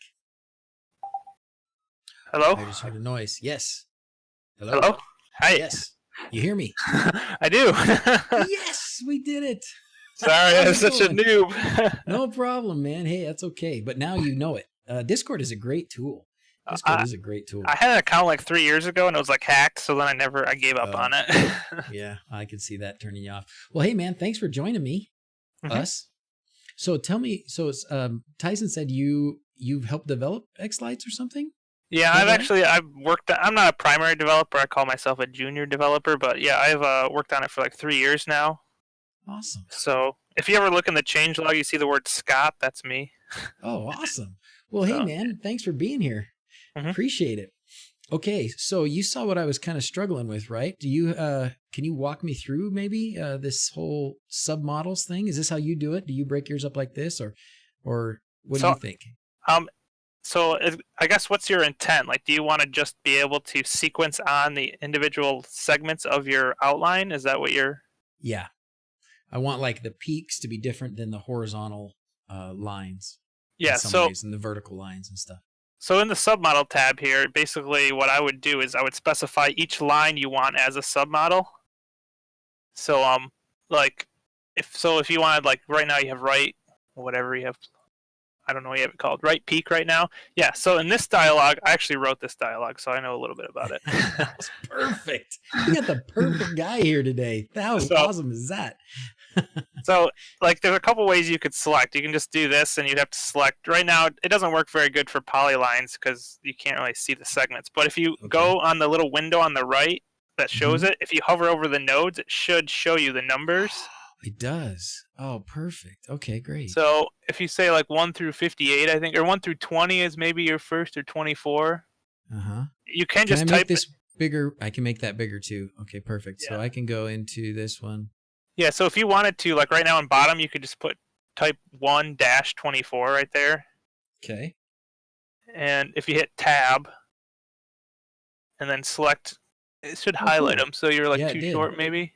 Yep. No, that looks about right because this is my, I think that's going to that point right there about on the model. Yeah, so then I would then do in the submodels, hit add again and do the next, add another submodel and then call this whatever peak. I meant to do, I did, I need to rename that one. This one should be the, horizontal. Hit, Yeah, and just make sure you hit tab after you hit rename. Okay. It's kind of a thing, yeah. And then now click that one. Okay, now this one we can make the peak. And then I can go down here, and I can go, that one was to 24? 26. Yeah, I think you did 24. That's why I think it 24. should. This There we should go. match. I don't know if you've done the numbers in the other like individual segments for the numbering, or you just did. I just guessed. Okay, because in the other, like in the polyline model, you can set all the numbers. Like you can say it's 150 strings, or you can say I want this segment of it to be 20, this segment to be 30, this to Oh. be 40. So depending on what you're trying to do with it. Yeah. I'm trying to get this to show me up here. What do I have to do? Do I have to do something different to get it to? Okay, there we go. I guess I was just under it a little bit. Okay, 98 goes to there. Let's make the whole peak one whole thing. So we want it to go from 25 to 172. That's close enough. Wait, 172 is the end, I thought. Oh, no, this one's 182. Yeah, that's probably about right. 172. Hit tab. Okay. That's a big thing. Always tab is the thing to do, huh? Okay. Tab or enter always always like confirms it kind of thing. So okay, that's good to know. So is that like X lights wide? Just when you're making changes, hit tab or hit enter. Yeah. So the little box, like the grid and the boxes, they're always they're called list widgets, and you always have to hit tab or enter for them to take it. So. Okay. Cool. All right, and then we're gonna go 173, and I know the end of this is 182, so we're gonna do that. Okay. Cool. So now I need to save it. Yeah, so if you hit that little down chevron now, or whatever you want to call that, you should see those three. Oh, but that was supposed to be in this one. It's supposed to be in front, and it's not there. It may not refresh. I had to. What is there a way to force a refresh? Because it did that with me on this other one too, and I had to. That's why I turned off X lights and turned it back on. If you click the model group and resort, I wonder just hit the model group tab, the top of it. If you double click it, it resorts them, and then try to double click it again, maybe to resort it again, and see if that chevron didn't. Didn't do it. All right, well, let's do this. This is probably not the best way to do it, but we're gonna just save it, and then we're just gonna turn it off, turn it back on. Yeah, there's some weird bugs like that. Oh, this looks like somebody. So Will is saying we should get together and have a scheduled session to create the tutorial from scratch. 15-minute presentation with the two of them together would be a great video. Where are you, Scott? Where do you reside? I live in the great state of Michigan here. Oh, go blue! Are you blue? Oh yeah. Yes? Okay. Oh yes. Fantastic. Where are you? I live in the Grand Rapids area. Oh, okay. Nice. All right. So now we go back to our layout, and now it's there. Here we go. Perfect. Okay, so we did that one. Let's do one more up here, and then we'll go on to sequence something. What do you think? Sound good? Do you have some time? You got another half hour maybe to spend with us? I got all night. All night? Oh, sweet. If they could only beat OSU. Yeah. Thanks, Cole. Thanks, Cole's dad. One of these days. Okay. We're gonna go down to the one that is I think it's top. Yeah, top. All right, we're gonna break this one up. So top, and then we're gonna go down here. We're gonna do submodels, and then we're gonna go add. And the first part we're gonna add, we'll add this this left window over here. I'm just gonna call it. Does it matter if these names overlap? It doesn't matter as long as, because how it is in the software, it's actually the name of the item / the submodels. However, all the settings are stored, so it should be fine. Okay, great. So tab, and then range here. We'll go to about 19, and go 1 to 19, and then tab, and then it shows up. That's close enough. Oh, you know what though? Instead of making it that way, let's make it go all the way to this corner here, which is more like, oh, and you can zoom. You can wheel with your mouse and zoom. Oh, perfect. Yeah, I've noticed the zoom, though, breaks the hover over tags. Oh, shoot. Dang it. Okay, we'll go to about 26. That's funny. That's about right. Don't tell anyone. I haven't fixed it yet. Everybody knows now. Well, not everybody. There'll be a bug report tomorrow, I assume, for it. Yep. We'll have to fix that. Okay, so great. Now we can add another one. And we're going to add the peak. Now we're going to go middle peak.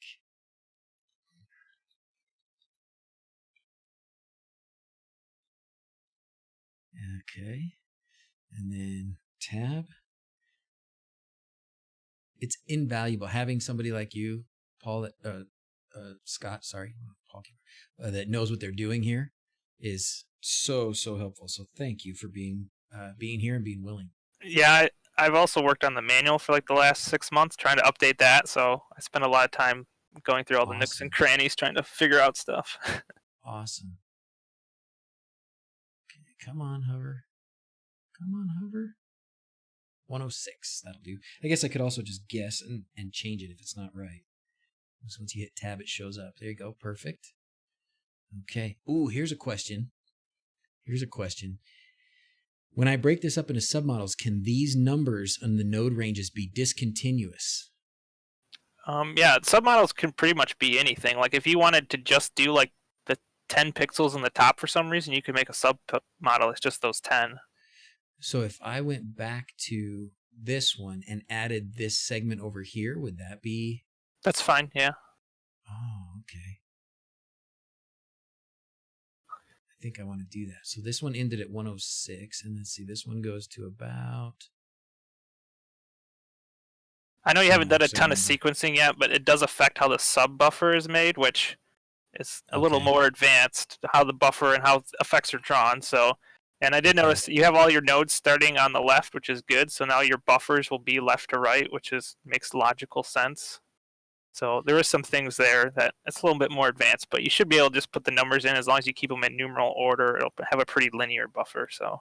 Okay. I think what I'm going to do for simplicity, I'm just going to do one more and just call it the right vert, and then just move on. We can get to sequencing. Let's go 107 till the end. Is there a way to just say to the end, or actually I know it. Nah. 150. Yeah, you got to put the full number. Okay. Done. Save. Beautiful. Maybe if I go over here, because I didn't do a new sequence. So that's those three. That's what we want. All right. So let's do now. We can do a new sequence. Musical sequence. We should definitely do another Hail to the Victors, don't you think? Absolutely. Absolutely. Uh-oh. My wizard broke. Oh, there it is. Okay. Great. Yeah, so if you double click one of those models, like it should have the submodels under it, like whatever one you added it to.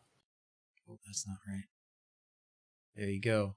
What's with the strands? So like when you're doing a polyline, it calls each section a strand. So like like in theory, you didn't have to do that. You could just That's exactly what just happened in my head.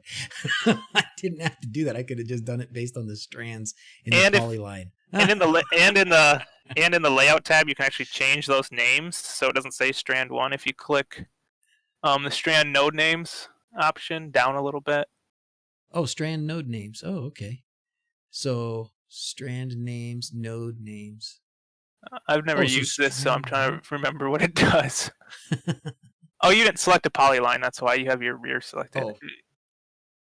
If you do it on this one, it should show. Oh, it shows 2 strands. Yeah, so then you could say that's vert 1 or whatever, and then in your sequencer, it should show, instead of saying strand 1, it'll say vertical or whatever.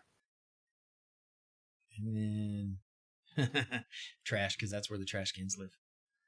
Okay. So now under side,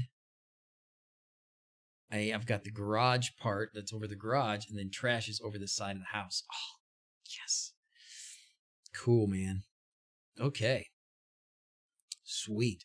So let's get, what's the best way? How do you sequence? Do you typically copy stuff, or do you create your own stuff? I've created a couple of my own, but I normally are given sequences. But I'm a huge fan of Star Wars, so I do Star Wars ones, but I normally get the song in. I'll do like beats and bars timing. Okay. So like if you New- right click on there and do add timing, or And I added that this thing, so I've got all these options here. So beat and bars tracker, this top one. yeah, do bars, do the bars. Yep, that one, and then go back in and just hit OK on the default settings. Oh, okay, that's good. That's not too bad. And then Yeah, I normally do beats, bars, and then you can do note offsets, which if you have it'll try to find the starts, and then I'll just manually also add timing too. It's not too hard to just hit the time key as you listen and add them in the spots you care about. That's a lot. Okay, and you can only highlight one at a time, huh? Yeah. Oh no, are they still there? Are they there? The white lines, are those? Yeah, the timing tracks are always there. It's just when you're dropping effects, it'll put them between those bars. So like right now, if you were to drag an effect down, it would size it to those bars that you have there.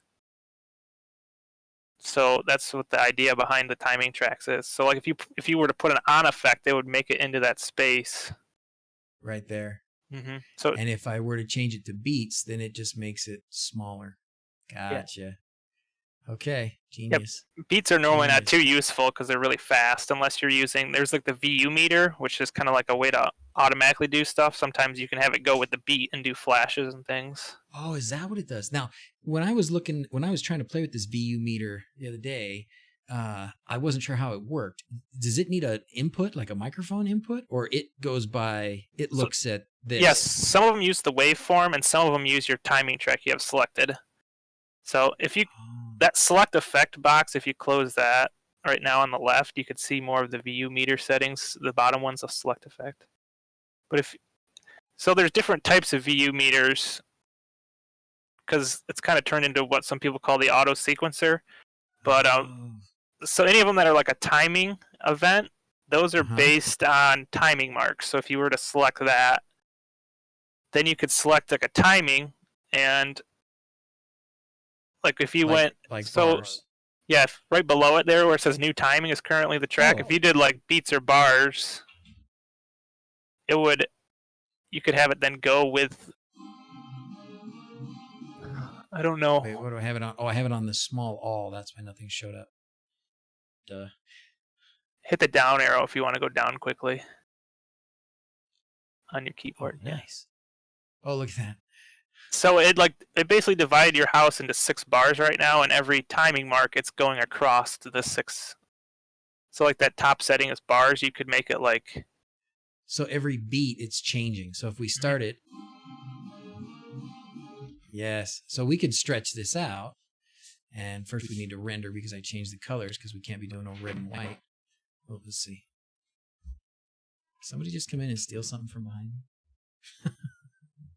Okay. All right. Now, every beat. Right? Yeah. Okay. Okay, so that's a simple way. I see what you're saying. This is a nice automatic thing, right? Yeah, and that's what, like, when I sequence, I normally put that maybe on my arches just to get the beat, and that kind of will help you, when you're doing the song, it sometimes helps you figure out stuff. And I spent probably an hour the other day just dropping each effect onto this and just looking at what does it do. Yeah, playing with these settings over here. Yeah, if you know how Xlights renders effects, it always renders them on kind of like a 2D grid, basically. So the best way to see what effects do is to actually make a small matrix, and then when you put it on there, that'll be how it. So like when you're rendering a single line, that's actually a matrix in the software. It's just a 1 high by 50 wide matrix. So so when you're rendering stuff, like if you have a bars on a single line, it's going to go not do much. And how you have it right now, you have it as per preview because you're on a group. So it's actually trying to do a bars effect on your whole preview of your house right now. And if you do down arrow, it just moves it down because I do have a matrix up there. See that'd be the default render buffer. Like if you had a square render buffer, which is on the top there, that's how that effect would be drawn. Okay. And basically what it's doing is it's just drawing this over your whole house. Except it's only doing it in the spots where you actually have lights when you're doing it. Yeah, when you have like a group, the default is what we call per preview, and it uses what minimal grid, so it makes a 400 by 400 grid over your house. It actually will try to make a smaller one if you don't have any nodes, and it tries to put every pixel in a box and make a little grid over your whole house, and then render it as if it was a big matrix over your house. Awesome. Cool. Okay, then how about this? Do you have your some of your displays, your shows in the Google folder? Could we take one of your displays and you help me overlay it on my house? Yeah, there's like the Sequence Armory. I don't know if you've heard of that. 2 of mine are in there, and then they're also in the Google Drive. Let's go to the Google Drive because I know that one. I don't know what the Sequence Armory is. What is that? So in the Google Drive, everyone kind of has their own layout, and it makes it hard to import. So some guys tried to make a website where they make a default layout, and then they put some of the popular sequences on that default layout, so then it'll be easier for people to import. Oh, let's do that. So it's called the Sequence Army? It's the Sequence Armory. If you just Google it, I don't remember their exact website. Xlight's Sequence Armory. Sequence Armory.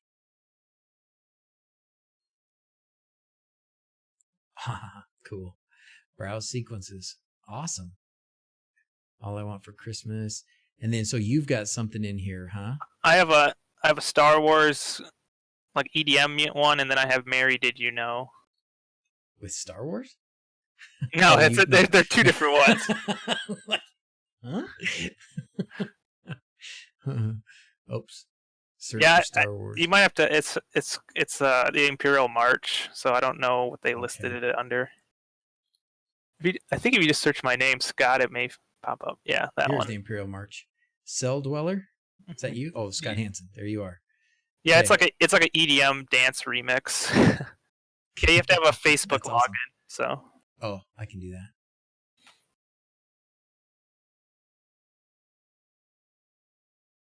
No, that not. There we go. Continue. This is so great. How long have you been messing with these lights? You said you've been doing developing for. This is only my 3rd year, if you count this year, and then doing animated lights. I've had like a static display probably for 7 years. Of just Christmas lights on my house in general. Okay. All right, so I want to download this whole thing. And I'm going to put it in my Xlights folder as a zip, and then I need to unzip it, right? Yep. I normally create a folder called imports in there, and I put them all in there. And I sometimes sort them by layouts. So then you can make a mapping file per layout. I can make an imports. Seems like good practice. Yeah, because there's like the people that you can download them and buy them for sequences from, and then I basically make a folder per like vendor, or for like the Sequence Armory would be its own folder in the imports. Okay. So then, because in theory the layouts are always the same, so if you went and got another one, you could just use your previously made mapping file and do an import again rather quickly. Oh, okay. Because when you do an import, you can create a map file, and then that kind of maps their props to your props, and then you can use that for the future. So then I could do if and with this Sequence Armory, since their mapping is all universal, the names are all the same for the different whatever's models sequences. Yeah. Then if I have one mapping file, anything I bring in from them would map pretty well to what I have. Yeah, that was the whole idea behind. Oh, that's awesome. That's awesome. Okay. So I've got it in here now. I think I can go back to here. Let's go do a new sequence. We don't need to save anything there. Yeah, the only problem is it doesn't come with the music, so. Oh, really? Yeah. You have to buy the music or something? Yeah. You have to find your own way to get it? Yeah. Okay, that's all right. We'll work on that with discretion. Okay, so imports, Think Tank, Scott, Imperial March. What am I trying to import here? So when you made a new Oh, sequence, choose. I said it. You just said audio file, and that's just me, man. That's just me. Okay, so I'm gonna have to find the Imperial March on my own. yeah, you have basically that name of that song. Yeah. If you want to, you could just do it on a blank sequence, and you'll see the Oh, we effects could with just no do it. music. That's fine, and then we can do. Okay, let's do that. Let's do So just do a new and do an animation. that. Animation and without. So that's just without music. Yeah, and then go up to your sequence, or go to settings and go to sequence settings. Okay. Top option. So by default, it's only 30 seconds. So if you change that sequence duration and put in like, I don't know, 240 or something, that'd be 2 minutes. So you could put in, yeah, and then hit done. Okay. And that will make your sequence there 4 minutes. So now when you import, it would actually work. So. Okay. And now import effects. Mm-hmm. And then I go to here, and then Imperial March. Yep. Scott Hansen, yes? Yep.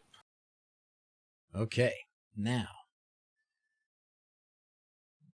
what I need to do here is, well, what do you think? How best to map this? Because this part is still a hang up for me as a newbie. So that's what you.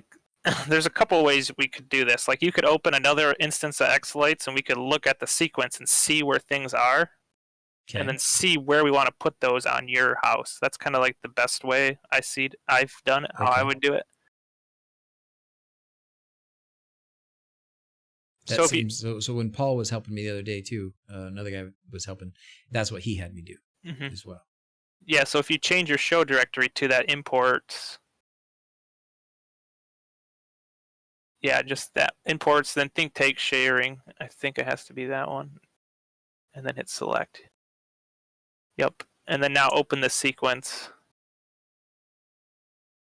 Oh, big house preview. Is this your house? No, this is their generic house. If you wanted to grab mine, you could. Happened? It just docked it. Oh. If you hold control, it won't dock it. If you hold the control key as you drag it around. Okay. I just wanted to see it, and then if I hit, do I need to hit play? Well, that's fine. It's in here now. Do I need to hit play? You got to open the render? sequence first. You didn't open the sequence. Oh. Hit file, open sequence.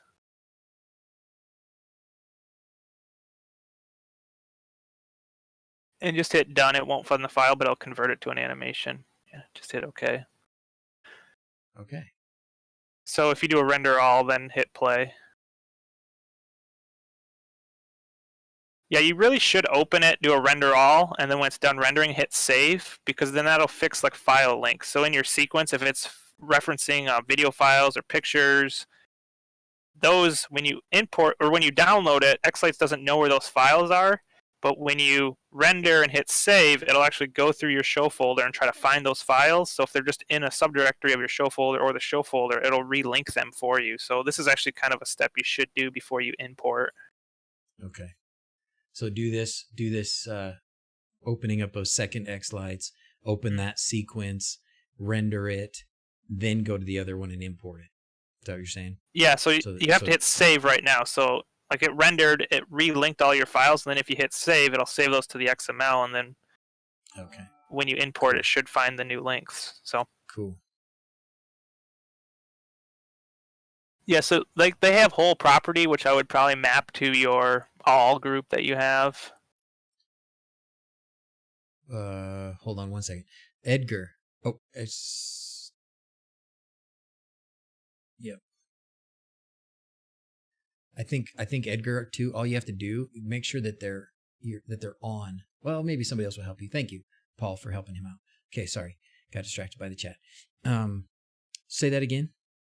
So now that like we have the other one open, you can see whole property. That's probably what I would map to your all group because that's kind of like the main one. So whole property. Yep.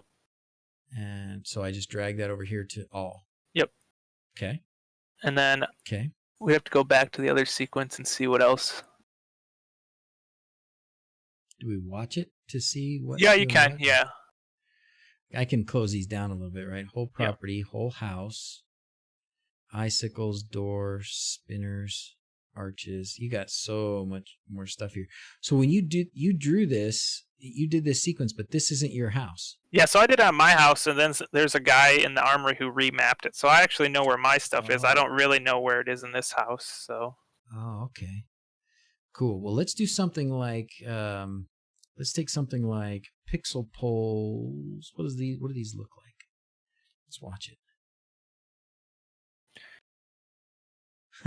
That's awesome. Yeah, if I remember correctly, there's a lot of whole house effects, so there should be a lot of whole house. Good. Oh my gosh, this is awesome. Yeah, there's a right there at this instance. That's actually the wrong effect. There was a bug in X-Lights that changed that effect from where it was last year when I wrote this. So. Oh yeah, that spiral thing's not right. Oh, good. So the whole house thing is pretty nice. Okay, so I'm trying to pick out something that would work for me. Some of these, maybe these little trees down here, I could use the roof peaks for those. Oh, that is cool. Oh my goodness.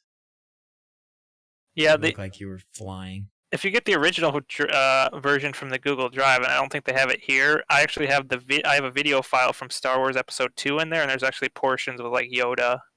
Oh, nice. Play on the Matrix? Yeah, so. Okay, so I think the one thing I might do is map whatever. That's cool. We'll have to map this. There's a matrix, so I can map that to my matrix just for kicks. And then, there's an R2D2 on the mega tree. Yeah, there should be a trees group or mini trees group, but a lot of these, like this is all whole house mostly that you're seeing right now. Yeah. Which makes it easy. Click on the layout tab and see. Oh, that is so cool. I just love how it does the whole house. I mean, you got these snowflakes and stuff up here and trees and all these things, but when you had that last effect, that sort of flying through space thing, it was using the pixels that were in the snowflakes and in the trees, to make that whole thing look like it was being projected on the house. So awesome. Okay. Well, let's, I don't know, did anything stick out other than maybe these trees here, the matrix, and this is how you do the channel? Yeah, I don't know why they mapped that to the Tune 2. Most of the time they don't do that. Whoever did the mapping, we'd have to figure out why they did it that way. I don't know. Okay. So let's go to, let's stop this guy here, and let's go back. How do I stop it? There it goes. Let's go back here and let's just go to some of these roof peaks. And how can we map? So that was trees. It was mini tree group would be the ones you were seeing there. So that mini tree group. Mm-hmm. If I drag that to each of my roof peaks, can I do that? You can, yeah. Okay, so I can go roof peak. If you don't want to drag, if it's highlighted in the right list, you can just go over to the left list and double click on the one you want to add it to. Oh, okay.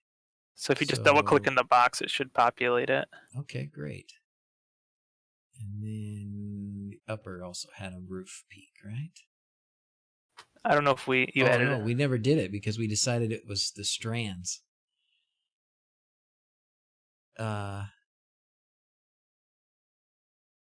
It was top, not upper. Okay. So those names are really, really helpful, right? Top, upper, like anybody's going to know. Okay.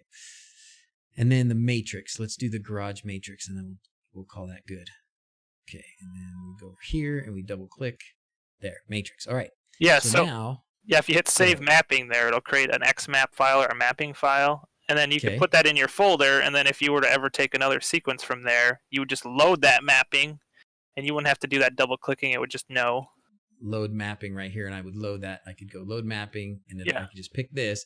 So anything that I pick from that website, from that armory, I could load it, and it would do the whole house to mine. It would do the mini tree groups to the peaks, and it would do the matrix to the matrix. I wouldn't have to do any of this other stuff. Yeah, so I would select the timing tracks on the top there. You can import the timing tracks. If you're not going to sequence ever, it's not a huge deal, but if you ever want to add effects, it'll put all the things in there, and then just hit OK. All right. So if you hit And render so- all, and then you should be able to play it. Oh my gosh, that was easy. That was so easy.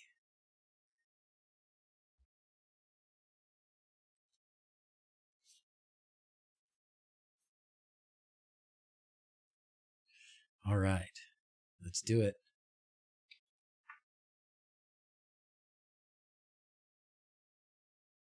Oh, it's doing the Matrix up there on the roof. Oh, yeah. I got to get the music. It's way better with the music. Yeah. And I just would, if I got the music, you can add the music to an animation like this. Can I just drop it in there somehow? I think if you go back to the sequence settings, I think you can add it. I'm unsure. Okay.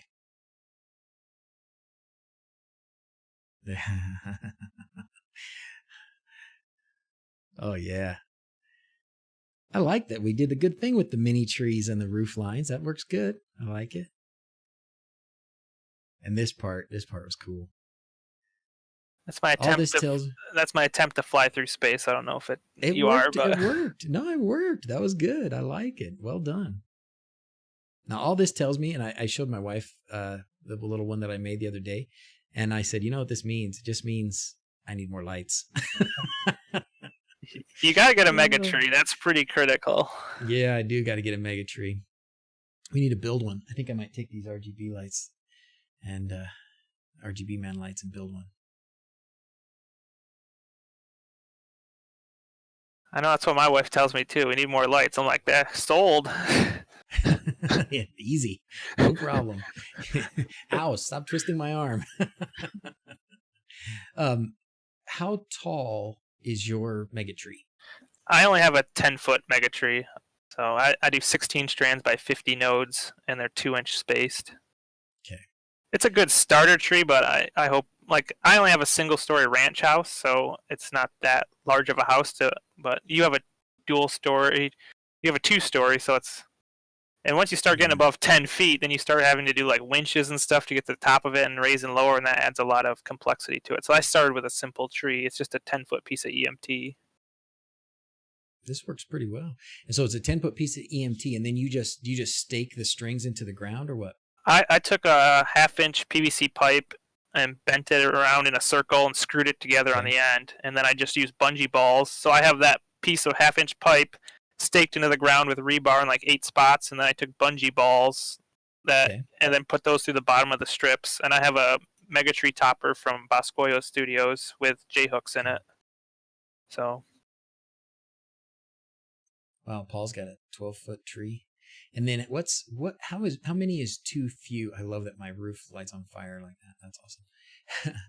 So if I was going to make a tree, I don't know what, how many total, oh, and it fades out. That's so cool. Nice work, man. Well, there you go. We did it. Now we need to save we'll save this as the mute Imperial March. Because there's no sound. So let's talk mega trees for a second. When I want to know how to lay out the LEDs, because if I'm going to build one, I want to know like how you actually physically run the LEDs. And I got an idea, but since we got you here, let's make this the last thing we'll do, and then we'll let you go. And I got to get to family stuff too. Yeah, so I have a 16 by 50. So I run 50 up, then 50 down. So I have 8 strands of 100. Okay. So that's my basic setup. So like and you can kind of mimic that in here. Like your number of strings right now is 16, so you'd have 16 connections back to your controller. So I have 8, and then I do 1 fold back, so it comes back down. So. And so one of the things that I learned from Paul when I was doing this the other day is you started from the left and go to the right, and you have to tell it where the controller is and such. In a typical mega tree, the controller is where? Is it the bottom, at the top? There's one controller. What? You normally do bottom left there. Yeah, just 1 controller, depending on how many strands you're going to do. There are some people who put them at the top. I think that's kind of crazy, but depending. This is just easier to get to if something goes wrong. It's down here at the bottom. Well, like I have mine on the EMT pole. I just got some pipe clamps, basically, or like they have the EMT clamps, and I have a CG 1500 box, and I just clamped it right on the pole that's in the middle there. So it's down here. It's kind of hovering like 2 feet up, basically, on the pole. So keep it out of the snow. Yeah. And then the strings, when you run the strings in, whatever you use, or I guess you have them running loose, right? Yours are just hanging. They're not up against anything, or they're not poked through a strip of metal or anything like that. No, I have the Boscoyo strips. Oh, you do? Okay. I heard you say you had a top. I didn't know you had the strips. Yeah, sorry, I forgot to mention that.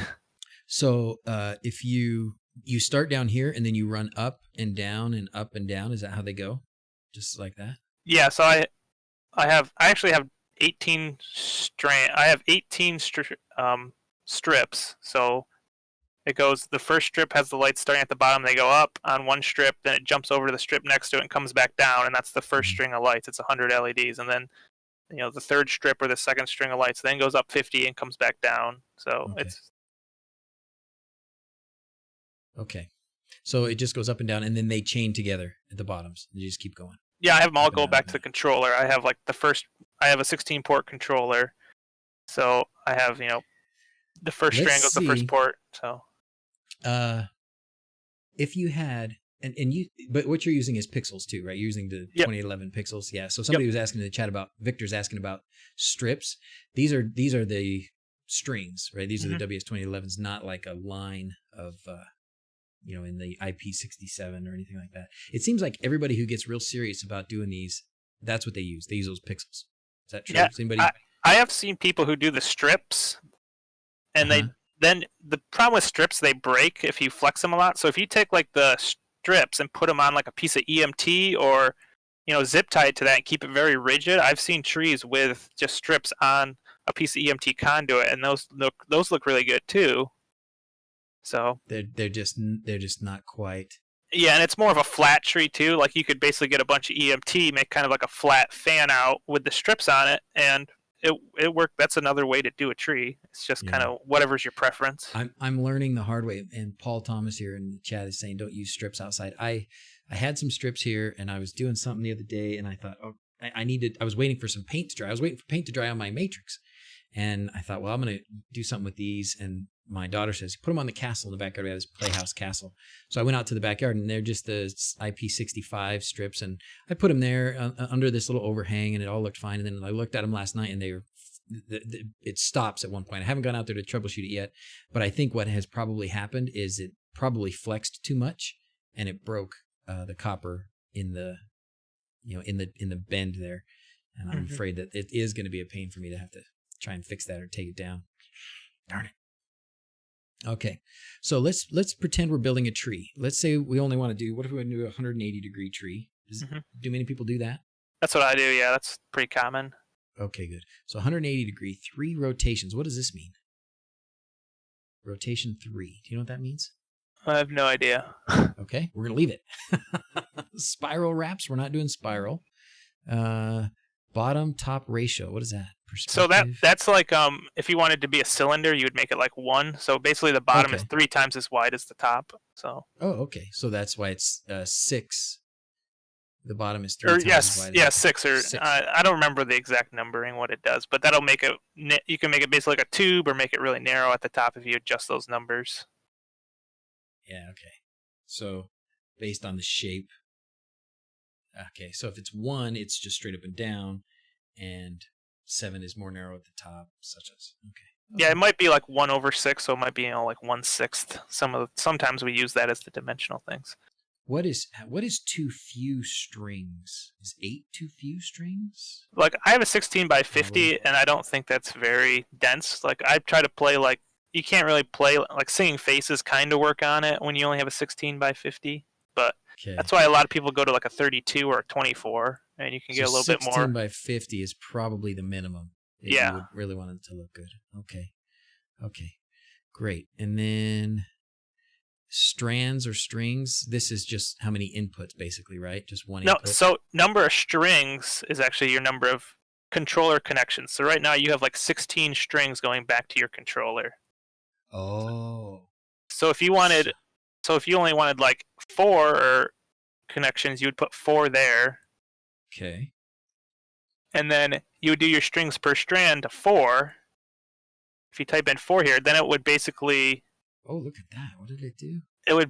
zigzag them back and forth. So if you right click on the model right now and you can actually do like the wiring view, it'll actually show you, if you make this a little bigger, it'll show you how everything's kind of set up. It's a little hard to tell, but you can see, so it took like your string 1, it's hard to tell because it's kind of back behind itself. It's over here somewhere. Yeah, and it went up and down. You can see it loop back. You could also close this one, and if you close this window, if you right click and on it again and do node layout, the second one from the top. So this will show you, it's actually showing you the render buffer, but it'll kind of show you also the layout. So for some reason we put the string second, but it'll be string 1, 1, node 1 in the bottom left corner there. Yeah. So that's the first string, node 1, then it goes up to node 2, node 3. So you can see it going up, then back down, then back up, back down. So and then it starts the next one. Yeah, it changes color for a different string. So this would be string 2. But then it goes 50. Okay, so the connection for the second string. Wait a minute. Yeah, something's wrong here.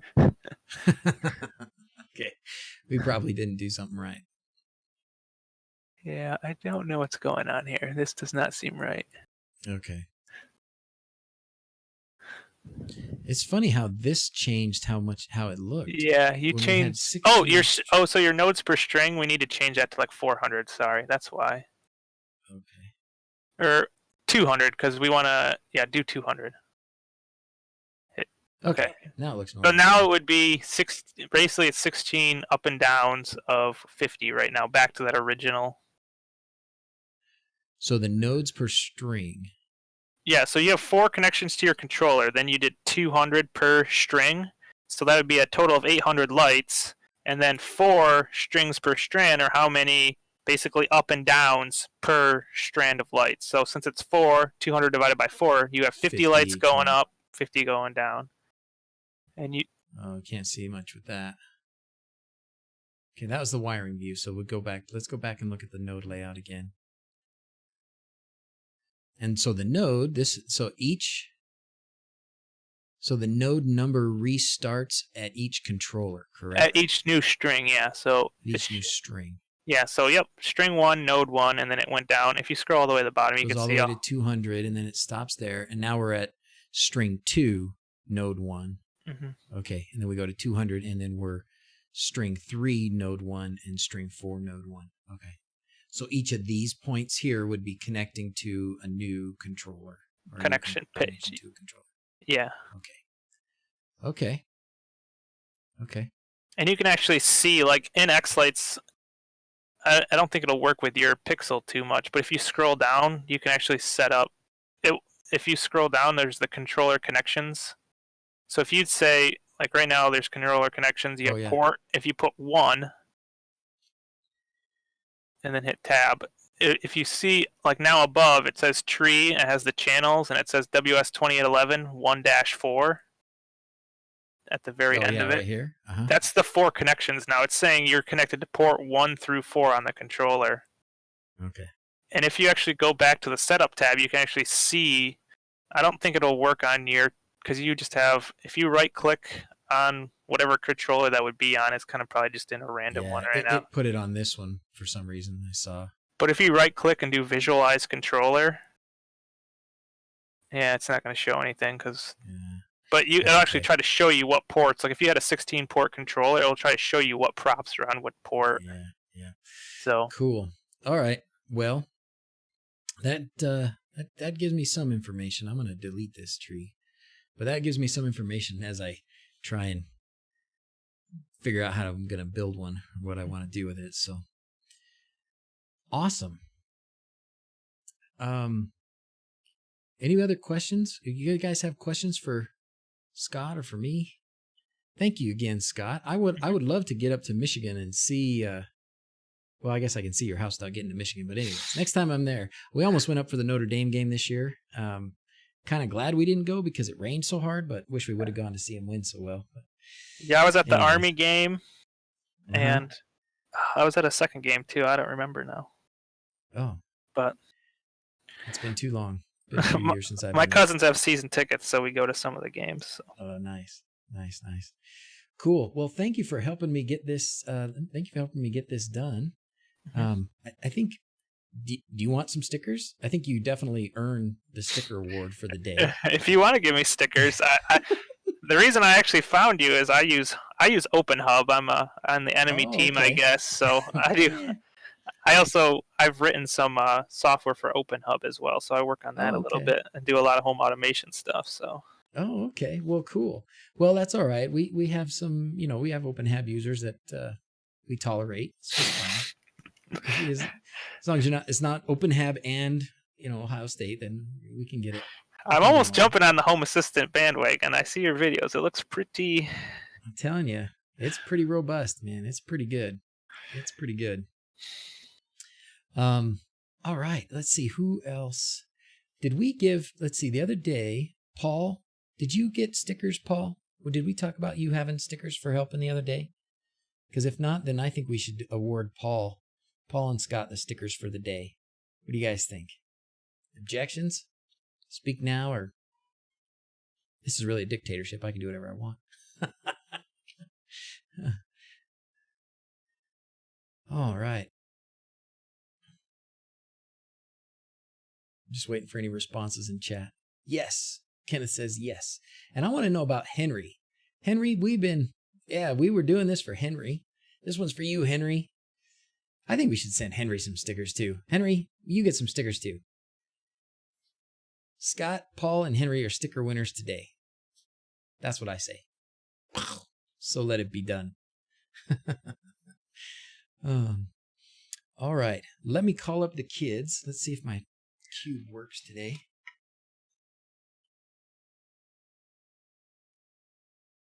No.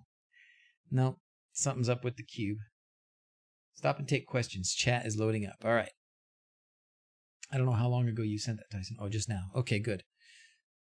Let's do we can do some questions for a few minutes before we sign off here. Am I reading that correctly? I'm asking because the distance between pixels in my strand that I purchased is 2.8 inches. I don't think my strand of pixels would fit the strip. I'm trying to see. I'm only seeing part of what you're posting there, Cartwig. Somebody else helping you there? I think probably, potentially anyways, what you're hung up with is for the trees, they put the pixels closer together than they come on the strings usually, right? Because are the strings always the same distance, Scott? It's about 3 inches in between the pixels typically, right? You can order the default's 100 millimeters, like 3.9 inches. That's the default, but you can get custom order, get a 6-inch, and they even do like 12-inch spacing between pixels. They don't do them any closer together because what you were talking about, the spacing on those, to go 50 of them in 10 feet, because usually 50 of them in one of these strings will go 15, 16 feet if you're going all the full 3 inches. So, and I think they're just closer together on that Buscoyo strip that you're using, right? Yeah, since they're bullets, they come out the back, so they basically loop back a little bit. Yeah. So, yeah. So you just, on mine, when I have them in this channel where I drilled my own holes, they're stretched pretty tight. They're pretty far apart. But what you've done is, or what the Buscoyo does, just shrinks down the distance in between them. And I think that's what he was. Sure, Henry, email me if you want. Discord is a nice way to drop your address, but email if that'll work for you. Mashup of all X-Lights live streams. We might do some more before this is all done. So let's see, Tyson's saying, so would a 16 connection tree like that, would you use 16 D1 minis? No, I think what I would do, Tyson, if I was going to do that with wLED, which would be my first attempt. It seems like, when you get real serious into this, you probably pretty quickly jump to one of these Falcon controllers or something. I'm guessing that's what you use. Yeah, Scott? I have a mix. So Okay. Well, what I would think, Tyson, is that you would do almost like what we just did, except probably put more nodes per string. Because on a wLED controller on an 8266, you could pretty easily run, well, and then I think on the new one, Air Cookie earlier said you can run even more. So yeah, 2 to 4 controllers would be enough. What's up? Oh. Yeah, I think if you went to 500 or 600 nodes, pixels, per controller, you could do that tree we just did in probably whatever it was, 3 controllers. Yeah, I know the ESP pixel stick firmware. So in theory, the protocol you can do about 1080 before you run out of bandwidth in the protocol. So I know the ESP, I think you can do up to 1,000 off of one port. So you could do a full 800 with just one port on an ESP pixel stick. Oh, are you ready to go? Yeah. Oh, yeah, you can do it. When do you want to leave? Sorry, got son asking me. Sorry. Give me another 15, 20 minutes and then we'll talk about it. Okay, sorry. Sorry about that, everybody. Son wants to go somewhere and I got to do something for him.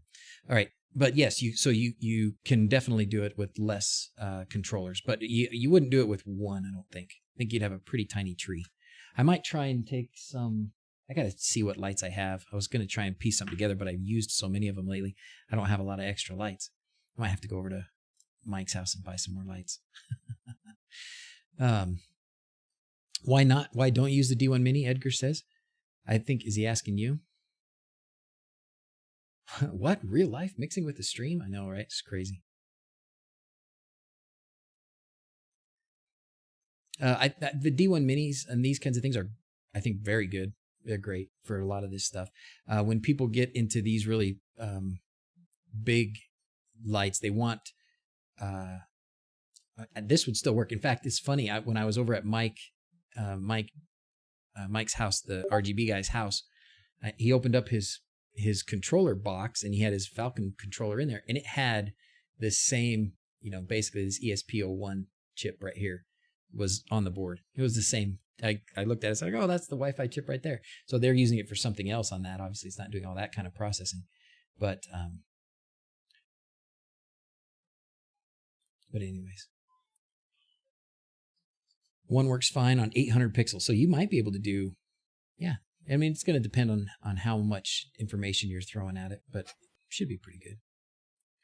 All right, Luke, first live stream you've been able to make. And Jarvis, I have not mailed out stickers in weeks, so I'm not surprised that you haven't got them. But if you've won, I've got your address right there. Yeah, November. Yeah, I haven't sent any out since then. I'm behind. I am behind. That's typical also. Air Cookie, I only use D1 Minis actually. Node MCU is a bit clunky with the headers. And the reason I started using recommending the Node MCUs was for folks that didn't want to solder. But I think definitely a D1 Mini is a good option. You just have to solder your own connections. If you don't mind that, it's a great option.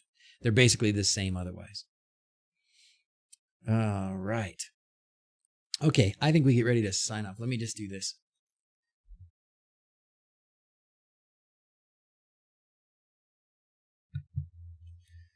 So, Scott, I'm going to thank you again for helping me out, my friend. Mm-hmm. So much appreciate it. So much appreciate it. And now, unfortunately for you, I've got your contact in Discord. You do? Well, yeah, because you just sent that message to me. So now I can contact you whenever I have a problem or question. You won't be the first, so. All right. We got a whole bunch of friends. We got a whole bunch of people here. Okay, great. Sarah's here, and then... Have you watched the end of one of the live streams before, Scott? I have, yeah. Okay, good. So you know how I do this with the gathering of the monkeys and all this. So let's see what Tyson says. The whole display is running on its own Wi-Fi system, not connected to. Okay, that's good thing. Yeah, that's the camera that, if you look at that camera, then it looks like you're looking them in the eyes. This one's not mine. She's a neighbor. We found her roaming the streets. She's a hatchling. Here, put this down. Put this down so you guys can. She's the shortest. Get in the screen. Caution, headphone user. Yeah. Oh, sorry. We're gonna back that microphone up. And that's one thing to tell you guys. Don't be too loud. Okay. Don't be too loud. So we already picked our sticker winners today. We picked our sticker winners. We're gonna give stickers to Scott, who's been helping. We're gonna give stickers to Paul for helping the other day, and we're gonna give stickers to Henry, who we Henry did this for Abbott? you, Henry. Henry Abbott? I don't think so. No giveaway to open it this time. We'll probably do it again like normal tomorrow. But all right. So how do you guys want to sign off today? What do you guys Sarah think? Pitt. Mickey. Like Mickey Mouse? As always. Okay, we can do our best Mickey Mouse impersonations. You guys ready to do that? Sarah, come over here if you want to be in the screen. You want to be in the picture. You got to come right in there. Ducky. There you go. Like a duck? Yeah, like a ducky. Okay, I don't know how to do That's that. so cute. Okay, let's do it. I'm sorry if I blow out your guys' ears. I'll move the microphone back a little bit. Okay, here we go. Subscriber. Ready? Yes. Who's going to do it? 1, 2, 3. Alright, thanks for watching. That's all I've done. That was weird. That was just weird. That was just weird. Okay. As always. Oh no, baby, you can't scream. Justin, we need you. You need me. Okay, I'm coming. All right, guys. Put Borax in our slime. Okay. Oh gosh, you guys are making slime? Was that authorized by mom? Yes. Oh gosh. Okay, that sounds messy. Hey guys, Scott, thanks again for being here. Everybody else, thanks for being here. And tomorrow, normal time around noon for the typical Sunday stream. So, thanks everybody.